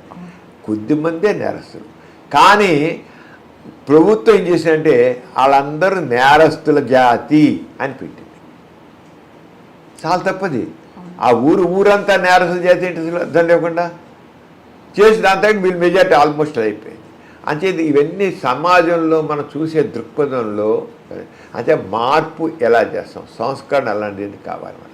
అంతే ఒక్క వ్యక్తితో మనం మొత్తాన్ని ఇప్పుడు బాబాలు ఉన్నాకోండి, బాబాలు చాలామంది కొంతమంది ఆధ్యాత్మికం చెప్పడం వేరే విషయం. కొంతమంది ఆధ్యాత్మికం కాకుండా విభూతులు సృష్టించి ఉంగరా సృష్టించి అని గాడీలు చెట్టుకులు చేసి మహత్యాలు అంటారు. అసలు ఈ మహత్యాలు అనేవి లేవు. సంథింగ్ ఫ్రమ్ నథింగ్, శూన్యం నుంచి ఏమీ రాదు అనేది మనం ఎడ్యుకేట్ చేయాలి. చేయకుండా ఎవరో కొంత దైవశక్తులు ఉన్నాయి, మహత్యాలు ఉన్నాయని చెప్తుంటే ఇంకా అలాగే బాబాలు స్వామీజీలు జనాలు బుడి కొట్టిస్తున్నారు. ఇవన్నీ మేము చాలా ఎక్కువ చేసాం. ఇంత కాదు, ఎన్నో ఎన్ని చోట్ల కొన్ని వెళ్ళి అలాగ తిరిగి ఈ బాబాలు స్వామీజీలు అందరినీ బాగా చాలా ఎక్స్పోజ్ చేసాను. అవి చాలా ఎక్కువ చేశాను. ఒక పక్క డాక్టర్గా, రెండో పక్క సోషల్గా ఇష్యూస్ తీసుకుని చేయడం అది చేశాను. కానీ మన ఆలోచన ధోరణిలో మార్పు రావాలి. అందుకని క్రిటికల్ థింకింగ్ అని చెప్పాను. అందుకే మన ఎడ్యుకేషన్లో ఆ క్రిటికల్ థింకింగ్ అనేది చేయడం మనిషిని ఫ్రీగా ఆలోచన సోషల్ అవుట్లోకి తీసుకోవాలి. చదువులో సామాజిక సమస్యలు ఏమున్నాయి, ఎటువంటి సామాజిక సమస్యలు ఉన్నాయి, ఈ దారిద్ర్యం అంటే ఎందుకుంది, ఈ అసమానతలు ఎందుకున్నాయి, అది మాకు తెలియాలండి. ఎందుకు నేను ఒక్కడిని ఇప్పుడు ఏంటి ప్రతి ఒక్కరు నేను నా కంఫర్ట్ నా సుఖం చూస్తున్నారు. కానీ నాతో పాటు సమాజం అంతా బాగుంటే నేను కూడా బాగుంటాను. ఒక్కడితే లాభం లేదు. ఒక పెద్ద ఇల్లు తాజ్మహల్ లాంటి ఇల్లు కట్టుకుంటాడు ఒకడు, పక్కన పూరుగుడిసి ఉన్నాయనుకోండి, ఆ పూరుగుడిసి తగలడితే ఈ తాజ్మహల్ లాంటి బిల్డింగ్ కూడా కాలిపోతుంది, బుగ్గవుతుంది. అది అంచేత సమాజంలో నేను ఒక్కనే డెవలప్ అవ్వడం కాదు, పక్కవాడు కూడా బాగుపడాలి. ఆ దృక్పథాన్ని మనం పెంచుకోవాలి. ఆ సామాజిక దృక్పథాన్ని కలిగించడం అది మన ఎడ్యుకేషన్ కావాలి.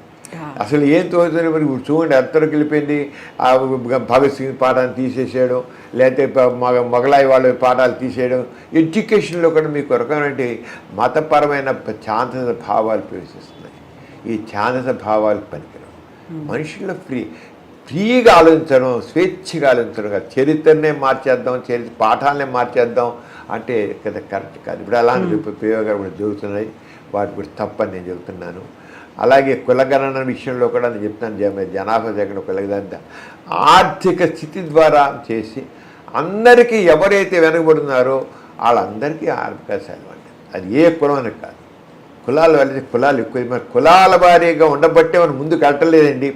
మీరు స్వీడన్ తీసుకోండి, లేదా డెన్మార్క్ తీసుకోండి, లేదా ఇంకో పెద్ద అడ్వాన్స్డ్ కంట్రీస్ తీసుకోండి. అవన్నీ అక్కడ కూడా మనలాగే తెగలు ఉన్నాయి, చాలా ఉన్నాయి. కానీ వాళ్ళు వాటి దృష్టిలో పెట్టుకుండా ఆర్థికంగా వెనకబడ్డ ప్రతి ఒక్కరిని పైకి తీసుకురావాలి, చేయబట్టే వెళ్ళారు. అది కమ్యూనిజం ద్వారా, అది రష్యాలో కావచ్చు, మార్క్సిజం ద్వారా చైనాలో కావచ్చు. అవన్నీ కూడా ఆర్థిక పైగా కమ్యూనిజం మా చైనా కానీ రష్యా కానీ ఎందుకు పైకి వెళ్ళాయి, ఎందుకు అభివృద్ధి చెందే, డెన్మార్క్ కానీ స్వీడన్ కానీ ఇంకోటి కానీ ఎందుకు బాగా అభివృద్ధి చెందాయి అంటే వాళ్ళల్లో కులాల బేస్డ్గా ఒక అభివృద్ధిని చూడలేదు, ఆర్థికంగా ఉన్నది చూసి. అంటే వాళ్ళు బాగా అగ్రదేశాలు బాగా డెవలప్డ్ కంట్రీస్ అయిపోయి మనం ఇంకా అండర్ డెవలప్డ్గానే ఉంటాం. డెవలపింగ్గా ఉన్నాం, మనం అండర్ డెవలప్డ్ కానీ డెవలపింగ్గా ఉన్నాం. అంతే మన భారతదేశం ముందు వెళ్ళాలంటే మన అన్ని రంగాల్లో కూడా మనకి దాదంతా ఎక్కడ కావాలి, ఎడ్యుకేషన్లోనే ఆ మార్పు రావాలి. ఆ రంగం మన విద్యా విధానం ఉండాలి. ఉంటే మనం మీరుగా నేరుగా అలా ఆలోచిస్తాం. ఈ మధ్య కాలంలో ఇంకొక ట్రెండ్ అనేది కనిపిస్తుంది. ఎక్కువగా వివాహేతర సంబంధాలు అనుకుంటే వాళ్ళు చచ్చిపోవడమో లేకుంటే చంపేయడమో అవుతుంది. పిల్లలు మాత్రం అనాథలుగా మిగిలిపోతున్నారు. అది ఆడవాళ్ళలోకి అవుతుందా, లేకుంటే భర్తలు భార్యలను చంపుతున్నారు, భార్యలు భర్తల్ని చంపుతున్నారు. ఈ ట్రెండ్ అనేది ఈ మధ్యన ఎందుకని ఎక్కువ కనిపిస్తుంది అనుకుంటున్నారు? పేపర్లో చూసే ప్రకారం ఇది మాత్రం ఆడవాళ్లే వాళ్ళు వివాహేతర సంబంధం పెట్టుకుని మొగుడు చంపించేస్తున్నారు. ఎక్కువ జరిగేది అది చాలా తప్పు, చాలా తప్పది. అది కానీ వాళ్ళు విడాకులు ఇచ్చేయండి, ఏముంది, విడాకులు తేలిక చేసేయండి, చాలా ఈజీ చేసింది విడాకుల్ని. మీ ఇద్దరు మాకిద్దరు నచ్చట్లేదు అంటే ఒక అమ్మ అంటే ఒక 6 నెలలు టైం కలిసి ఉన్నామని చెప్పి కోర్టులు ఏం చేస్తారు, ఫ్యామిలీ కోర్టులు ఏం చేస్తారంటే ఒక కేసు వేస్తే ఏదైనా చేస్తే కోర్టు వెంటనే కేసు మీరిద్దరూ కాస్త కొద్ది కౌన్సిలింగ్ చేయించుకోండి, కౌన్సిలింగ్ అంటారు. కౌన్సిలింగ్ చేయించుకోవడం వేరే విషయం. ఒక 6 నెలలు ట్రై చేయండి అంటారు. 6 నెలలు కూడా వాళ్ళు కలిసి ఉండరు అనుకోండి, వీరిద్దరి మధ్య వాళ్ళు ఉండే సఖ్యత లేదు కనుక విడాకులు ఇచ్చేస్తున్నాను, ఇప్పించాను అంటారు వాళ్ళు, అంతే. ఆ రంగానే ఇక్కడ కూడా వివాహేతర లైంగిక సంబంధం పెట్టిన వాళ్ళు ఇంకొకరికి చెప్పలేకపోతారు. మొగుడుండి పిల్లలుండి లేడీసే చంపేసేస్తారు, ప్రియుడును ఈడ కలిసి భర్తను చంపించేస్తున్నారు. ఇది ఎందుకు అంటే మరీ ఎక్కువ లేవులేండి, తప్పేను. మనం రిపోర్ట్ అంటే పేపర్లో 2-3 రోజులు కూడా కనబడుతున్నాయి కానీ కొనుక్కుంటున్నాము. అంతేగాని ఎక్కువ ఏమంటే అది ఎక్కువ అనడానికి వీలు లేదు. కోటాను కోటి జనాభాలో ఒక 5-6 కేసులు 10 కేసులు ఉంటే అది మాత్రాన కామన్ ఆలోచన దాన్ని కామన్ చేయలేం కదా, జనరేట్ చేయలేం, వాటిని జనరేట్ చేయలేం. కానీ మనకి ఆలోచన చేసే కౌన్సిలింగ్ ఎక్కువ కావాలేమో అని అనిపిస్తుంది. కౌన్సిలింగ్ ద్వారా చేసుకుంటే బాగుంటుంది నేను. కానీ వాళ్ళకి ఇక్కడ సెక్స్ ఈజ్ బ్లైండ్ అంటాం. ఆ sex is blind, love is blind అని అంటాం. Love is sex is blind కాదు, లవ్ ఈజ్ బ్లైండ్ అంటాం. ఆ ప్రేమించిన ఫ్రీడు కోసం అని ఇక దేనిగా తెగిస్తున్నారు. అది చాలా తప్పు, అది మా తప్పు. అంటే మనుషుల్లో వివేకం లేకుండా పోతుంది, వివేకం లేకుండా పోతుంది. కావాలంటే నేను అయితే ఉండలేకపోతున్నాను. మీకు ఇలాంటి ఫారిన్ కండిషన్ కనబడవు, మీకు ఎక్కువ మనకే కనబడుతుంది.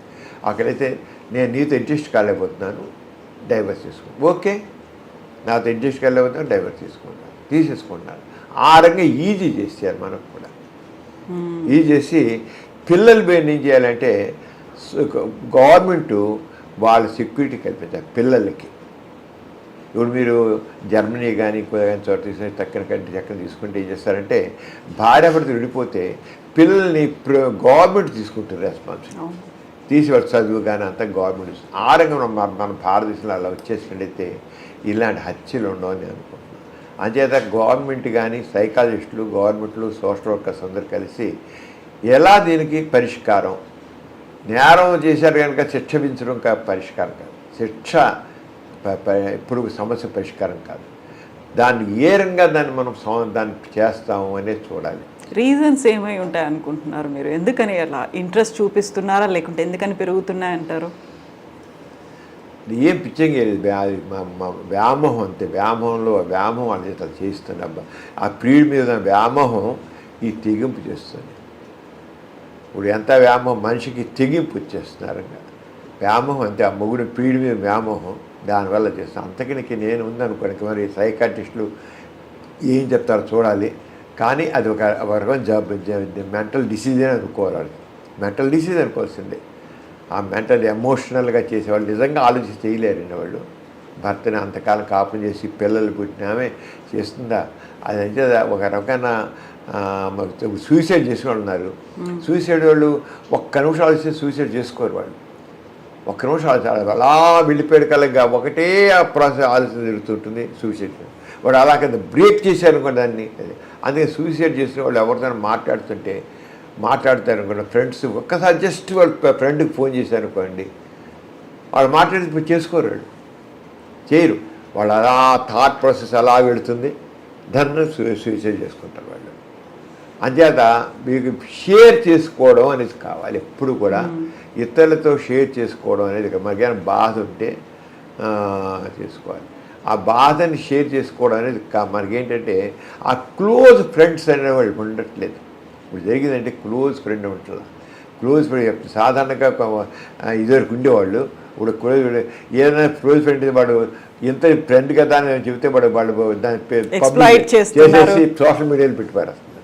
అది ఒక పెద్ద డ్రాప్. సోషల్ మీడియా వచ్చిన దాంట్లో ఏంటంటే వాళ్ళు అన్నీ సోషల్ మీడియాలో పెట్టేస్తున్నారు. దీంతో వీళ్ళకి ఇది అయిపోతుంది. అదే ఫ్రెండ్ అన్న వాళ్ళు ఎప్పుడు friend in need, friend indeed అంటాం. Friend in need, friend indeed అని. అంచేత ఆ రకంగా సరే క్లోజ్ ఫ్రెండ్స్ ఉంటే మాత్రం షేర్ చేసుకునేటప్పుడు వాడు సమాధానం చెప్తాడు. వాడు సంపమని చెప్పడు కదా, లేరు వాళ్ళకి. ఆ రంగం మనుషులు లేరు.